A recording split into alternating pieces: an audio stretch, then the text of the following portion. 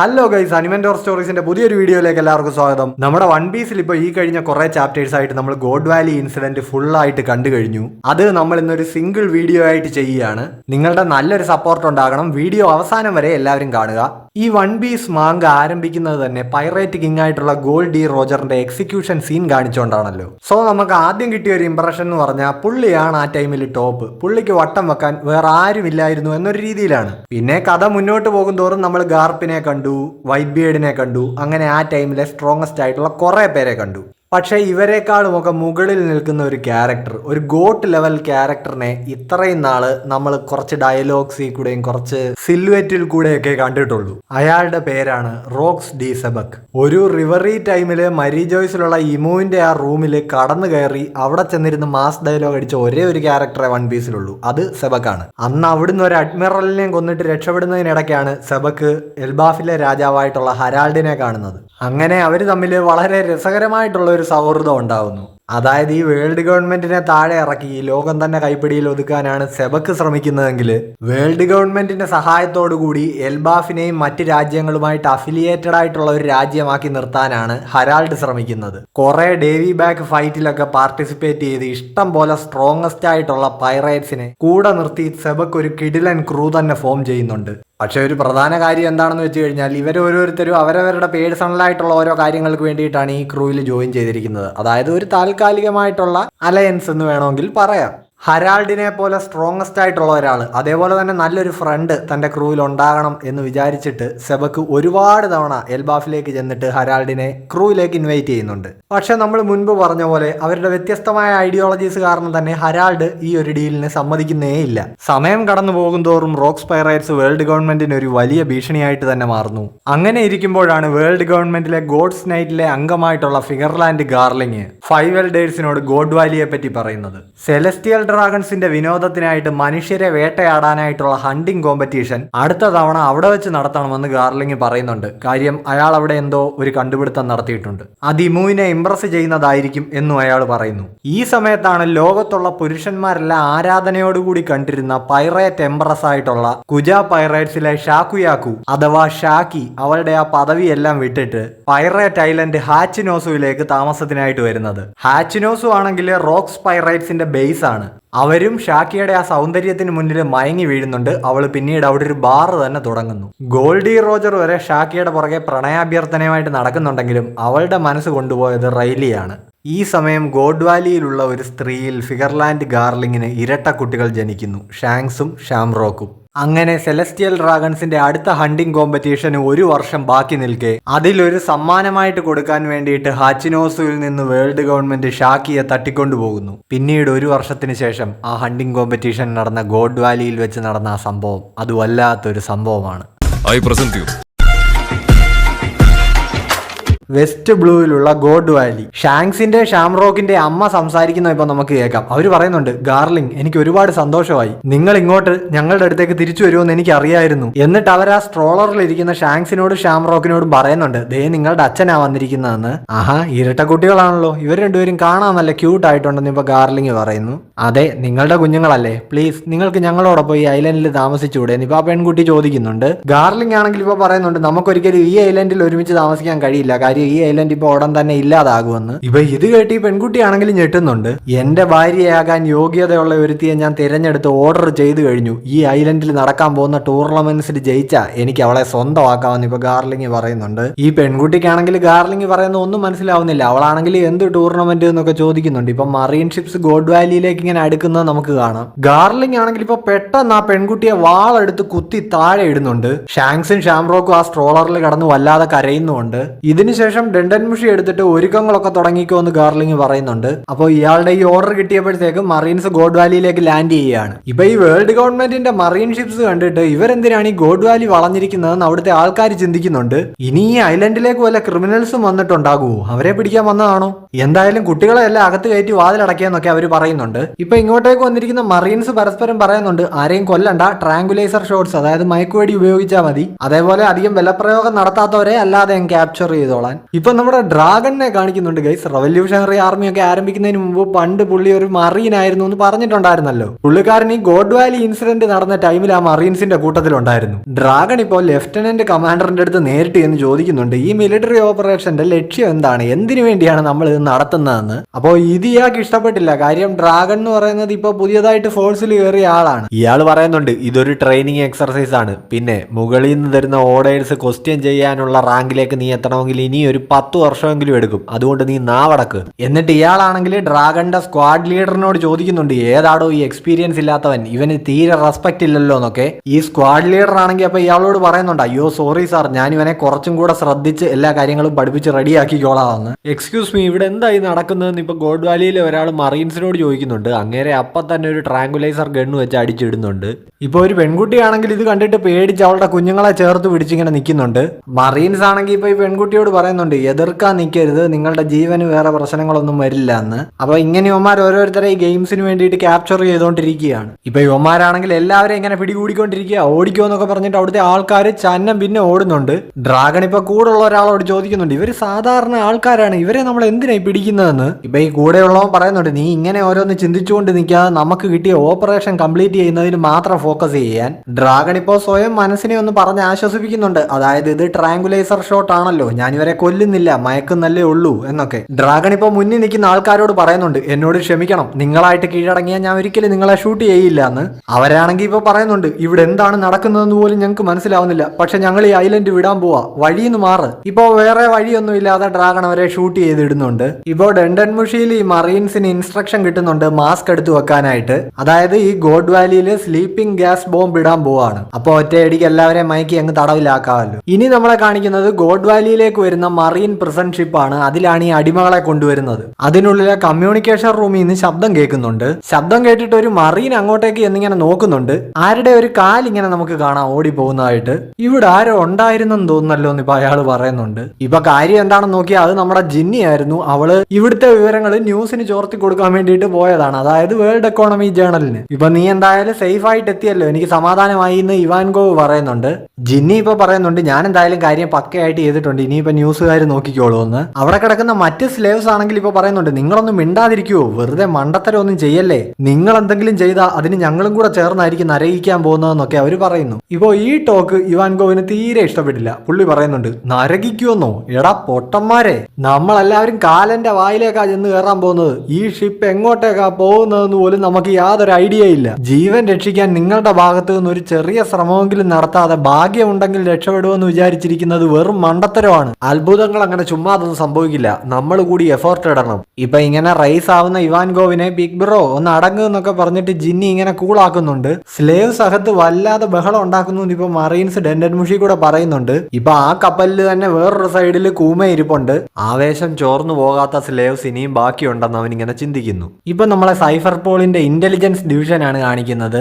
World economy ജേണലിലെ Morgan ആണെങ്കിൽ ഈ ജിന്നി വഴി കിട്ടിയ ഇൻഫർമേഷൻ വെച്ചിട്ട് അവിടെ ചെന്ന് സൈഫർ പോൾ ഏജൻസുമായിട്ട് വില പേശുകയാണ്. അതായത് ഇങ്ങനെ ഒരു കിടിലിന് ഇൻഫർമേഷൻ എനിക്ക് കിട്ടിയിട്ടുണ്ട് ഈ ഗോഡ് വാലിയിൽ വെച്ച് നടക്കുന്ന ടൂർണമെന്റിനെ പറ്റിയൊക്കെ. ഇതിനെപ്പറ്റി നിങ്ങൾക്കൊന്നും അറിയില്ല എന്ന് കള്ളമൊന്നും പറയാൻ നിൽക്കണ്ട, ഞാൻ വായടച്ചു വെക്കണമെങ്കിൽ നിങ്ങൾ എനിക്ക് പൈസ തരണമെന്ന് പറഞ്ഞ് ഇവൻ അവിടെ ചെന്ന് ഡീല് സംസാരിക്കുകയാണ്. ഈ ഏജൻസ് ആണെങ്കിൽ ഇപ്പൊ മോർഗനോട് ചോദിക്കുന്നുണ്ട് നീ ഒരു തുക്കട ന്യൂസ് പേപ്പർ നടത്തുന്ന ഒരുത്തനല്ലേ, നിനക്ക് എവിടുന്നാണ് ഇത്ര ഇൻഫർമേഷൻസ് കിട്ടുന്നത്?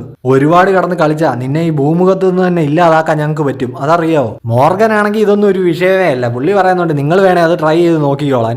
എന്നിട്ട് അവൻ മനസ്സിൽ ഇങ്ങനെ പറയുന്നുണ്ട് എന്ത് പുല്ല് സംഭവിച്ചാലും ഈ വിവരം ഹാച്ചിനോസുവിലേക്ക് ലീക്ക് ചെയ്യാൻ തന്നെയാണ് എന്റെ പ്ലാൻ എന്ന്. അങ്ങനെ മോർഗൻ പറഞ്ഞ പോലെ തന്നെ ഹാച്ചിനോസുവിലേക്ക് ഇൻഫർമേഷൻ ലീക്ക് ചെയ്തിരിക്കുകയാണ്. ഷാക്കി ജീവനോടെ ഗോഡ് വാലിയിൽ ഉണ്ടെന്നൊക്കെ അറിഞ്ഞപ്പോഴത്തേക്ക് അവിടുത്തെ പൈറേറ്റ്സിനൊക്കെ പറഞ്ഞറിയിക്കാൻ പറ്റാത്ത തരം സന്തോഷമാണ്. ഓ ഈ കേട്ടത് സത്യമാണോ, ഇത് എവിടെയായി ഗോഡ് വാലി എന്നൊക്കെ അവർ ചോദിക്കുന്നുണ്ട്. ഇപ്പൊ ഈ ഇൻഫർമേഷൻ വിശ്വസിക്കാൻ കൊള്ളാവുന്നതാണോ, എനിക്ക് എന്തോ സംശയമൊക്കെ തോന്നുന്നു എന്ന് ഒച്ചോക്കു പറയുന്നുണ്ട്. അവൻ ആകെ ഇങ്ങനെ ടെൻഷൻ അടിച്ച് വേർത്ത് നിൽക്കുകയാണ്. കൂട്ടത്തിലെ ചതിയൻ അവനാണെന്ന് അറിഞ്ഞു കഴിഞ്ഞാൽ അവന് പ്രശ്നമാണല്ലോ. സ്റ്റൂസി ആണെങ്കിൽ ഇപ്പൊ പറയുന്നുണ്ട് ഇൻഫർമേഷൻ സത്യമാവാൻ നല്ല വഴിയുണ്ട്, കാര്യം നേവിയൊക്കെ ആകെ ഇളകി മറിഞ്ഞിരിക്കുകയാണെന്ന്. ക്യാപ്റ്റൻ ജോൺ ഇപ്പൊ ചോദിക്കുന്നുണ്ട് സെലസ്റ്റിയൽ ഡ്രാഗൺസിനുള്ള ഗെയിമിലെ സമ്മാനമാണോ ഷാക്കി? അങ്ങനെയാണെങ്കിൽ അപ്പൊ ഷാക്കിയെ കിഡ്നാപ്പ് ചെയ്തുകൊണ്ട് പോയത് വേൾഡ് ഗവൺമെന്റിലുള്ള ചെറ്റകളാണല്ലേ എന്ന് ഗൻസൂയി ചോദിക്കുന്നുണ്ട്. ഷാക്കി ചാൻ എന്ന് പറഞ്ഞുകൊണ്ട് ഷിക്കി ഇപ്പൊ അവിടെ കിടന്ന് അലറുന്നുണ്ട്. വൈറ്റ് ബിയർഡ് ഇപ്പൊ പറയുന്നുണ്ട് മനുഷ്യരെ വേട്ടയാടിക്കൊണ്ടുള്ള സെലസ്റ്റിയൽ ഡ്രാഗൺസിന്റെ ടൂർണമെന്റ് അതൊക്കെ വെറും അടിസ്ഥാനമില്ലാത്ത റൂമർ ആയിരിക്കുമെന്നാണ് ഞാൻ ഇതുവരെ വിചാരിച്ചിരുന്നത്. ബിഗ് മോം ഇപ്പൊ കൈഡോയോട് പറയുന്നുണ്ട് സമ്മാനങ്ങളുടെ കൂട്ടത്തിൽ ഡബിൾ ഫ്രൂട്ട്സും ഉണ്ടെന്നാ കേട്ടത്, നിനക്കൊരു ഡബിൾ ഫ്രൂട്ട് വേണമെന്ന് നീ പറഞ്ഞിരുന്നില്ലേ? എന്തൊക്കെ പവേഴ്സിന്റെ ഡബിൾ ഫ്രൂട്ട്സ് ആ ഉള്ളതെന്ന് കൈഡോ ചോദിക്കുന്നുണ്ട്. ബിഗ് മോമിന്റെ പ്ലാൻ എന്ന് പറയുന്നത് അവരുടെ പിള്ളേർക്ക് വേണ്ടി കുറച്ച് ഡബിൾ ഫ്രൂട്ട്സ് കളക്ട് ചെയ്യണമെന്നാണ്. സ്ട്രൂസൻ ആണെങ്കിൽ ഇപ്പൊ ചോദിക്കുന്നുണ്ട് ഇത് നമുക്കുള്ളൊരു ട്രാപ്പ് ആയിക്കൂടെ എന്ന്. റോക്സ് ആണെങ്കിൽ ഇപ്പൊ പറയുന്നുണ്ട് നാ വടക്ക് നമ്മൾ ഗോഡ് വാലിയിലേക്ക് പോകുന്നു, അത്രേ ഉള്ളൂ, പേടിയുള്ളവന്മാർക്ക് ഇവിടെ നിൽക്കാം. റോജർ പൈറേറ്റ്സ് ഇപ്പൊ ഗോഡ് വാലിയിലേക്ക് വെച്ച് പിടിച്ചിരിക്കുകയാണ്. നാവിഗേറ്റർ ആയിട്ടുള്ള ഗബാന്റെ അടുത്ത് ഇപ്പൊ റോജർ ചോദിക്കുന്നുണ്ട് ഗബാനെ ഏത് ഗുദാമിലാണ് ഈ ഗോഡ് വാലി? ഗോഡ് വാലി എത്താറായിട്ടില്ല, പക്ഷെ നമ്മളിവിടെ കറക്റ്റ് ടൈമിന് തന്നെ എത്തും എന്ന് ഗബാൻ പറയുന്നുണ്ട്. അവരങ്ങനെ വെച്ച് വിട്ട് പോവാണ്. അപ്പൊ എങ്ങനെയാണ് ഗൈസ്, നമ്മൾ അങ്ങോട്ടേക്ക് പോവല്ലേ? ആർക്കും എതിർപ്പൊന്നും ഇല്ലല്ലോ എന്ന് ഇപ്പൊ റോജർ ക്രൂവിലുള്ളവരോടായിട്ട് ചോദിക്കുന്നുണ്ട്. റെയിലി അടക്കം എല്ലാവരും ഒരേ സ്വരത്തിൽ അങ്ങോട്ടേക്ക് പോവാമെന്ന് പറയുന്നുണ്ട്. റെയിലിയുടെ ഒക്കെ ആ ഒരു സ്പിരിറ്റ് കണ്ടു. റോക്സും ഗോഡ് വാലിയിലേക്ക് തിരിച്ചിട്ടുണ്ടെന്നാ കേട്ടെ, അവനേക്കാളും മുന്നേ നമുക്ക് അവിടെ എത്തണമെന്ന് റോജർ പറയുന്നുണ്ട്. അതേപോലെ തന്നെ റോജർ ഗോഡ് വാലിയിലേക്ക് വരുന്നുണ്ടെന്ന് കോങ് ഗാർപ്പിനെ വിളിച്ചു പറഞ്ഞപ്പോഴത്തേക്ക് ഗാർപ്പ് ഫുൾ ചാർജ് ആയിട്ട് ഗോഡ് വാലിയിലേക്ക് ചാടി ഇറങ്ങിയതും നമ്മളെ കാണിക്കുന്നു. അപ്പോൾ ഈ സീക്രട്ട് ആയിട്ടുള്ള ഇൻഫർമേഷൻ ലീക്ക് ചെയ്തത് കാരണം കടലിലെ സ്ട്രോങ്ങസ്റ്റ് ആയിട്ടുള്ള ഈ ആൾക്കാരെല്ലാം കൂട്ടത്തോടെ ഇളകി ഗോഡ് വാലിയിലേക്ക് തിരിച്ചു. ഗോഡ് വാലിയിലേക്ക് പോകുന്ന റോക്സിന്റെ ഷിപ്പിന് മുന്നിൽ ഒരു ജയന്റ് ഷിപ്പ് വന്ന് നിൽക്കുകയാണ്. റോക്സ് പൈറേറ്റ്സ് ഇപ്പൊ പറയുന്നുണ്ട് ജയന്റ് ഷിപ്പാണെന്നൊന്നും നോക്കണ്ട, ആക്രമിച്ച് കടലിൽ മുക്കിയേക്ക്, എന്നിട്ട് നമുക്ക് മുന്നോട്ട് പോകാമെന്ന്. റോക്സ് ആണെങ്കിൽ ഇപ്പൊ അവരോട് വെയിറ്റ് ചെയ്യാൻ പറയുന്നുണ്ട്. ഇപ്പൊ അവര് പറയുന്നുണ്ട് ഞങ്ങളെ തടയരുത് റോക്സ് എന്ന്. ആ ജയന്റ് ഷിപ്പിലുള്ളത് ഹരാൾഡ് ആണ്. ഒരു പെണ്ണിന്റെ പുറകെ ഒബ്സസ്ഡ് ആയിട്ട് നടക്കുന്ന നിന്റെ ഈ ക്രൂവിനെ സ്റ്റോപ്പ് ചെയ്യാനാണ് ഗവൺമെന്റ് എന്റെ അടുത്ത് പറഞ്ഞിരിക്കുന്നതെന്ന് ഹരാൾഡ് പറയുന്നുണ്ട്. നീ വന്നെതിരെ നിന്നാലും ഇനി ഞങ്ങൾ ഞങ്ങളുടെ ജീവൻ പണയം വെച്ച് ഫൈറ്റ് ചെയ്യേണ്ടി വന്നാൽ പോലും നിന്റെ ഈ ചെറിയ കപ്പൽ മുക്കുക എന്ന് പറയുന്നത് ഞങ്ങളെ സംബന്ധിച്ചിടത്തോളം പൂ പറിക്കുന്നത് പോലെ നിസ്സാരമായിട്ടുള്ള ഒരു പണിയാണെന്നും ഹരാൾഡ് പറയുന്നുണ്ട്. നീ ദേ ആ ദൂരെ കിടക്കുന്ന ഷിപ്പ് കണ്ടു, അത് ഗവൺമെന്റിന്റെ, അവർ നമ്മളെ വാച്ച് ചെയ്തുകൊണ്ടിരിക്കുകയാണെന്ന് ഹരാൾഡ് റോക്സിനോട് പറയുന്നു. റോക്സ് ഇപ്പൊ ഹരാൾഡിനോട് ചോദിക്കുന്നുണ്ട് ഇപ്പോഴും നീ ഇപ്പൊ ഗവൺമെന്റിന്റെ ആജ്ഞകളും അനുസരിച്ച് അവരുടെ കാല് നക്കി നിൽക്കുകയാണല്ലേ? നീ ചിലപ്പോ ഈ ജയൻസിന്റെ രാജാവായിരിക്കും, പക്ഷെ നിനക്ക് ഞങ്ങളുടെ പവർ എന്താണെന്ന് അറിഞ്ഞൂടാ മോനെ. അല്ല ഞാനൊന്ന് ചോദിച്ചോട്ടെ, നമ്മൾ അങ്ങോട്ടും ഇങ്ങോട്ടും പരസ്പരം വെട്ടി കീറി ഫൈറ്റ് ചെയ്യുന്നത് ആ ഗവൺമെന്റ് ഷിപ്പിൽ ഇരിക്കുന്നവന്മാർ അവിടെ ഇരുന്ന് ലൈവ് കാണുന്നതാണോ നിനക്ക് സന്തോഷം? നീ ശരിക്കും ആരാണെന്നറിയാവോ ഹരാൾഡെ? എൽബാഫിന്റെ പുരോഗതിക്ക് വേണ്ടിയെന്നും പറഞ്ഞ് ഇങ്ങനെ ഓരോ മണ്ടത്തരങ്ങൾ ചെയ്തു കൂട്ടുന്ന ഒരു ജയന്റ് ഭ്രാന്തൻ. നമുക്കൊന്ന് പ്രൈവറ്റ് ആയിട്ട് സംസാരിച്ചാലോ, നമ്മൾ രണ്ടും മാത്രം.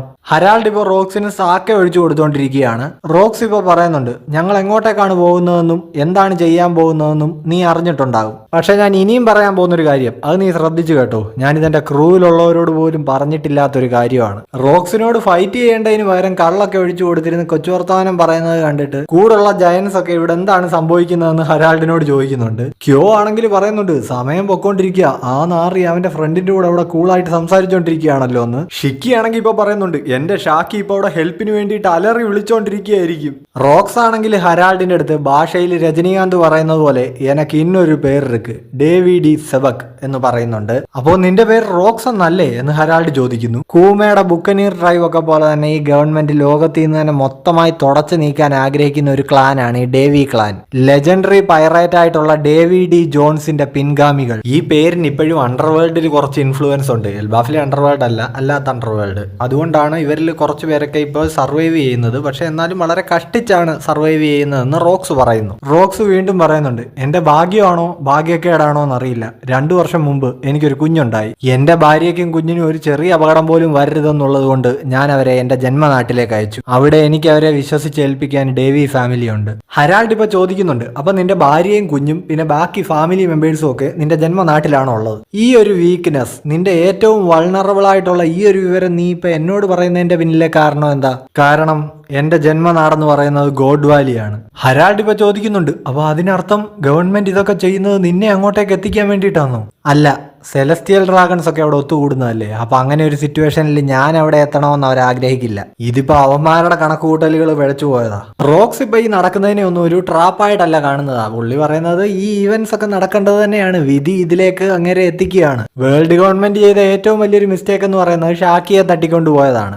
കാര്യം ഷാക്കിയെ റെസ്ക്യൂ ചെയ്യാനെന്നുള്ള പേരിൽ റോക്സിന് ഹാച്ചിനോസുവിലുള്ളവരെയും കൊണ്ട് ഗോഡ് വാലിയിലേക്ക് പോകാം. അവിടെ ചെന്നിട്ട് പുള്ളിക്ക് പുള്ളിയുടെ ഭാര്യയും കുഞ്ഞിനെയും സേഫ് ആക്കുകയും ചെയ്യാം. പക്ഷെ ഇതുകൊണ്ടൊക്കെ ഭാഗ്യം മുഴുവനായിട്ടും എന്റെ ഭാഗത്താണെന്നോ അല്ലെങ്കിൽ അവരുമായിട്ടുള്ള ഫൈറ്റിൽ എനിക്ക് ജയിക്കാൻ പറ്റുമെന്നോ ഒന്നും എനിക്ക് ഉറപ്പില്ല. അതുകൊണ്ട് ഹരാൾഡ്, നീ എന്നെ ഒന്ന് ഹെൽപ്പ് ചെയ്യ്. ഹരാൾഡ് ഇപ്പൊ പറയുന്നുണ്ട് അതൊരിക്കലും നടക്കാൻ പോകുന്നില്ല, ഞാൻ നിന്റെയൊക്കെ കപ്പൽ ഇവിടെ വെച്ച് തന്നെ മുക്കുമെന്ന്. അങ്ങനെയാണെങ്കിൽ അങ്ങനെ തന്നെ ആവട്ടെ, ഫൈറ്റ് എങ്കിൽ ഫൈറ്റ് എന്ന് ഇപ്പൊ റോക്സും പറയുന്നുണ്ട്. നിങ്ങൾ ഫൈറ്റിനിടയ്ക്ക് കയറണ്ടെന്ന് ഇപ്പൊ ഹരാൾഡ് ബാക്കി ജയൻസിനോട് പറയുന്നു. ഫൈറ്റ് അവസാനിച്ചിട്ട് ഇപ്പൊ റോക്സ് പൈറേറ്റ്സിന്റെ ഷിപ്പ് അവിടുന്ന് പോകുന്നത് നമുക്ക് കാണാം. മനഃപൂർവ്വം ഹരാൾഡ് തോറ്റു കൊടുത്തത് തന്നെയാണ്. കാര്യം ഗവൺമെന്റ് വാച്ച് ചെയ്യുന്നത് കൊണ്ട് തന്നെ ഹരാൾഡിന് ഇങ്ങനെ ഒരു ഡ്രാമ ഇറക്കാതെ റോക്സിനെ ഇവിടുന്ന് പറഞ്ഞു വിടാൻ പറ്റുകയില്ല. റോക്സ് ആണെങ്കിൽ ഇപ്പൊ ഹരാൾഡിനെ ഇടാൻ നട്ടലില്ലാത്ത നാറി എന്നൊക്കെ വിളിച്ചിട്ടാണ് പോകുന്നത്. ഇനി ഈ സെലസ്റ്റിയൽ ഡ്രാഗൺസിന് വേണ്ടിയിട്ട് നടത്തുന്ന ഹണ്ടിങ് കോമ്പറ്റീഷനെ പറ്റി ഒരു എക്സ്പ്ലനേഷൻ തരുന്നുണ്ട്. അതായത് വിശ്വസിച്ചാലും ഇല്ലെങ്കിലും എല്ലാ 3 വർഷം കൂടുമ്പോഴും സെലസ്റ്റിയൽ ഡ്രാഗൺസ് വേൾഡ് ഗവൺമെന്റുമായിട്ട് അഫിലിയേറ്റഡ് അല്ലാത്ത ഒരു ഐലൻഡ് തിരഞ്ഞെടുക്കും.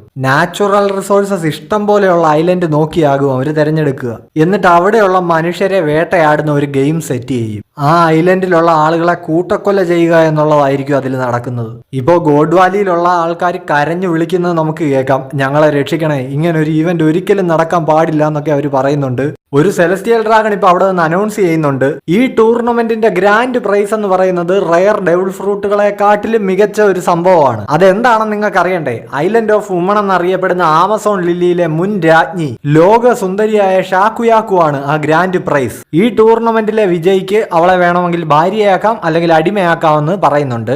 ഇപ്പൊ അവിടെ നിൽക്കുന്ന ഷാക്കിയെ കണ്ടിട്ട് സെലസ്റ്റിയൽ ഡ്രാഗൺസ് എല്ലാം ഇങ്ങനെ വാ പൊളിച്ച് നിൽക്കുകയാണ്. ഓ, ഇവളെ കാണാൻ എന്ത് സുന്ദരിയാ, എനിക്ക് ഇവളെ വേണം എന്നൊക്കെ ഇവന്മാർ പറയുന്നുണ്ട്. അപ്പൊ ഈ തട്ടിക്കൊണ്ട് പോയ 1 വർഷവും ഇവർ ഷാക്കിയെ അത്രയ്ക്ക് കെയറോടെ കാര്യമായിട്ടാണ് നോക്കിയത് എന്ന് പറയുന്നുണ്ട്. കാര്യം അവൾ ഈ ടൂർണമെന്റിന്റെ ഗ്രാൻഡ് പ്രൈസ് ആണ്, അതായത് പകരം വെക്കാനില്ലാത്ത ഒരു നിധി. പ്രസന്റിൽ എൽബാഫിൽ വന്നേക്കുന്ന ഗോഡ് നൈറ്റ്സിലെ സോമേഴ്സ് ഉണ്ടല്ലോ, അയാളുടെ ഷെപ്പേർഡ് ഫാമിലിയിൽപ്പെട്ട ഒരു സെലസ്റ്റിയൽ ഡ്രാഗൺ തെണ്ടി ഇപ്പൊ വിളിച്ചു പറയുന്നുണ്ട്, ഓ എന്തൊരു കിടിലൻ പ്രൈസാ സോമേഴ്സേ, നമ്മുടെ ഷെപ്പേർഡ് ഫാമിലിക്ക് വേണ്ടി നീ ഇവളെ വിൻ ചെയ്യണമെന്ന്. പിന്നെ ഫാമിലിക്ക് വേണ്ടി അതങ്ങ് മനസ്സിൽ വെച്ചാൽ മതി, ഈ ടൂർണമെന്റ് ജയിച്ചിട്ട് ഞാൻ ഇവളെ എന്റെ പേഴ്സണൽ പ്രോപ്പർട്ടി ആക്കുമെന്ന് ഇപ്പൊ സോമേഴ്സ് പറയുന്നുണ്ട്. സ്വപ്നം കാണുന്നതൊക്കെ നിർത്തിക്കോ സോമേഴ്സേ, ഇവളെന്റെ ഭാര്യയാകാൻ പോകുന്നവളാണെന്ന് ഇപ്പൊ ഗാർലിംഗ് പറയുന്നുണ്ട്. ഇപ്പൊ ആ മാൻമേയർ ഫാമിലിയിലെ പെൺകുട്ടിയുടെ ഇപ്പുറത്ത് ഗുങ്കോ നിൽക്കുന്നത് നമുക്ക് കാണാം. അവളിപ്പോ ഗുങ്കോയോട് പറയുന്നുണ്ട്, ഗുങ്കോ നീ ഈ ഗെയിമിൽ പാർട്ടിസിപ്പേറ്റ് ചെയ്ത ക്ലാൻ വാർസിന്റെ ട്രോഫി നമ്മുടെ കയ്യിൽ നിൽക്കുമെന്ന്. ഇതേ സമയം ഡ്രാഗൺ ആണെങ്കിൽ അവിടെ പരിക്കു പറ്റി കിടക്കുന്ന ഷാങ്സിന്റെ ഷാംറോക്കിന്റെ അമ്മയെ സ്പോട്ട് ചെയ്യുന്നുണ്ട്.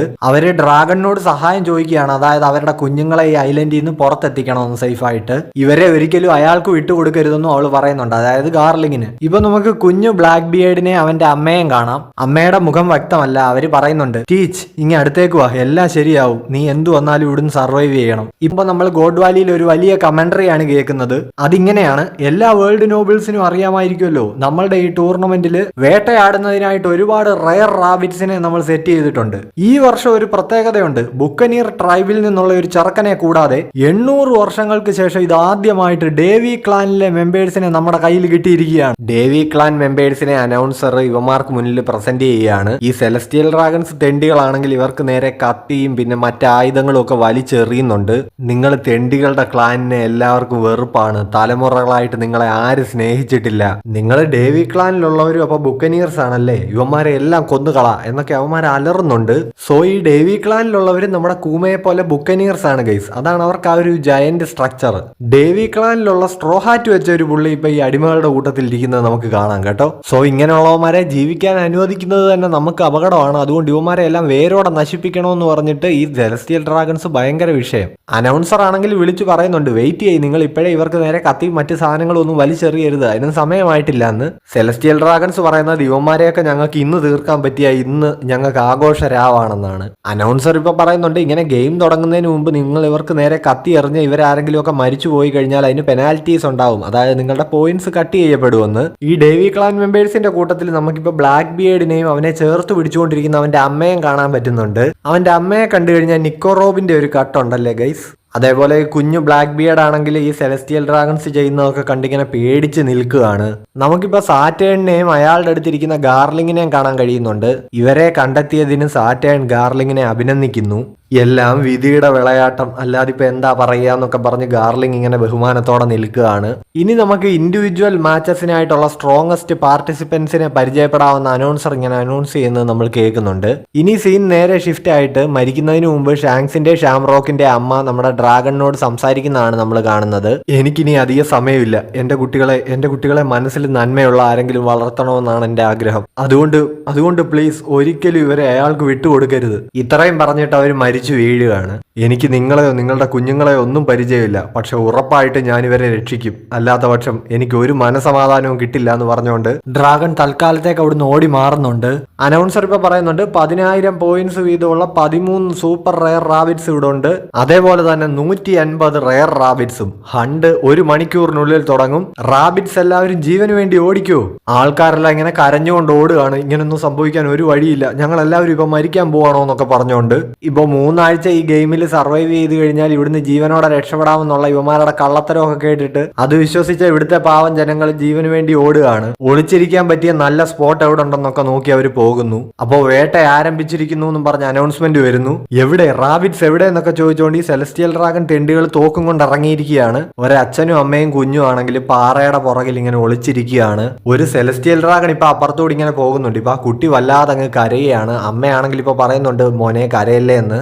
ആ സെലസ്റ്റിയൽ ഡ്രാഗൺ ഇപ്പൊ ഇവരെ സ്പോട്ട് ചെയ്തിരിക്കുകയാണ്. ഞാൻ റാബിറ്റ്സിനെ കണ്ടുപിടിച്ചു എന്നും പറഞ്ഞുകൊണ്ട് ഇപ്പൊ ഇവർക്ക് നേരെ അവൻ തോക്കും ചൂണ്ടിക്കൊണ്ട് നിൽക്കുകയാണ്. പ്ലീസ് ഞങ്ങളുടെ കുഞ്ഞിനെയെങ്കിലും വെറുതെ വിടുന്ന അമ്മ പറയുന്നുണ്ട്. പക്ഷെ ഈ നാറികൾക്ക് ആ ഇമോഷൻ ഒന്നും ഇല്ലല്ലോ. സ്പോട്ടിൽ അവരെ വെടിവെച്ച് കൊല്ലുകയാണ്. പ്ലീസ് ഞങ്ങളെ ആരെങ്കിലും വന്നൊന്ന് രക്ഷിക്ക്, അയ്യോ എന്റെ ഹസ്ബൻഡിനെ കൊല്ലരുതേ, ഇങ്ങനെയൊക്കെ പറഞ്ഞിട്ട് അവിടെ പലരും കിടന്ന് അലറുകയാണ്. സെലസ്റ്റിയൽ ഡ്രാഗൺസിനാണെങ്കിൽ ഒരു കുലുക്കവും ഇല്ല. അവന്മാർ ആ വയലൻസ് തുടർന്നുകൊണ്ടിരിക്കുകയാണ്. ഇപ്പൊ നോക്കിയാൽ ഗോഡ് വാലിയിൽ പോയിട്ടില്ലാത്ത കുറച്ച് നാറുകൾ സെലസ്റ്റിയൽ ഡ്രാഗൺസ് മെരി ജോയ്സിൽ ഇരുന്നിട്ട് ഏതാണ്ട് ക്രിക്കറ്റ് മാച്ച് കാണുന്നത് പോലെ ഈ നടക്കുന്ന കൂട്ടക്കൊലയുടെ ലൈവ് സ്ട്രീം കണ്ടുകൊണ്ടിരിക്കുകയാണ് ഗൈസ്. ഫിഗർലാൻഡ് ഫാമിലിയാണ് ഇപ്പൊ മുന്നിൽ നിൽക്കുന്നത്. ബാബറ്റ് ഫാമിലിയും മാൻമയർ ഫാമിലിയും തൊട്ട് പിന്നിൽ തന്നെ ഉണ്ട് എന്നൊക്കെ അവന്മാർ ഇത് കണ്ടിട്ട് കമന്റ് പറയുകയാണ്. ഗാർലിംഗ് ആണെങ്കിൽ ഇപ്പൊ കുറെ പാവപ്പെട്ട മനുഷ്യരെ ഇങ്ങനെ കൊന്നു തള്ളി മുന്നോട്ടേക്ക് പോകുന്നത് നമുക്ക് കാണാം. ഇത് കണ്ടിട്ട് കുറെ സെലസ്റ്റിയൽ ഡ്രാഗൺസ് പെണ്ണുങ്ങൾ ക്രഷ് അടിച്ച് നിൽക്കുന്നുണ്ട്.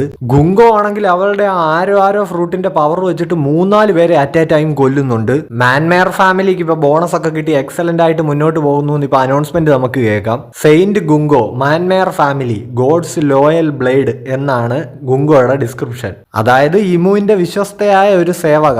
അന്ന് റോക്സ് ഫ്ലവേഴ്സ് റൂമിൽ കയറിയപ്പോഴും ഇമുവിന്റെ മുന്നിൽ ഒരു സെർവന്റിനെ പോലെ ഗുങ്കോ ഉണ്ടായിരുന്നല്ലോ. മറീൻസ് ആണെങ്കിൽ ഇപ്പൊ ഇങ്ങനെ പരസ്പരം പറയുന്നുണ്ട്, സെയിന്റ് ഗാർലിങ്ങിന്റെ ഒരു ഭാഗ്യവേ, ഷാക്കിയെ പോലെ സുന്ദരിയായിട്ടുള്ള പെണ്ണെ ഭാര്യയായിട്ട് കിട്ടാൻ പോവല്ലേ. ഇപ്പൊ ആ കാര്യം ഉറപ്പിക്കാൻ വരട്ടെ, അത് ഇതുവരെ തീരുമാനമായില്ലല്ലോ എന്ന് അവരിൽ മറ്റു ചിലർ പറയുന്നുണ്ട്. ഷാക്കി ഇപ്പൊ ഇങ്ങനെ ഒന്നും മിണ്ടാതെ ഡൗൺ ആയി നിൽക്കുന്നത് നമുക്ക് കാണാം. സോമേഴ്സ് ആണെങ്കിൽ ഇപ്പൊ ഒരു കൊച്ചു പയ്യനെയാണ് വേട്ടയാടുന്നത്. ആ പയ്യനാണെങ്കിൽ ഇപ്പൊ പേടിച്ചൊരു മരത്തിന് മുകളിൽ കയറി ഇരിക്കുകയാണ്. സോമേഴ്സ് ആണെങ്കിൽ അവന്റെ പവർ ഉപയോഗിച്ച് മരത്തിന് താഴെ മുഴുവൻ മുള്ളു വിരിച്ചിട്ട് ആ മരത്തിൽ കിക്ക് ചെയ്തിട്ട് ആ ചെക്കനെ മുള്ളിന്റെ മേളിലേക്ക് വീഴ്ത്താൻ നോക്കുകയാണ്. നിനക്ക് വേണ്ടി താഴെ ഞാൻ മുള്ളുകൊണ്ടൊരു കുഷം വിരിച്ചിട്ടുണ്ടാ മോനെ, നീ താഴോട്ട് ചാടുന്ന് ഇപ്പൊ ഈ നാറി വിളിച്ചു പറയുന്നുണ്ട്.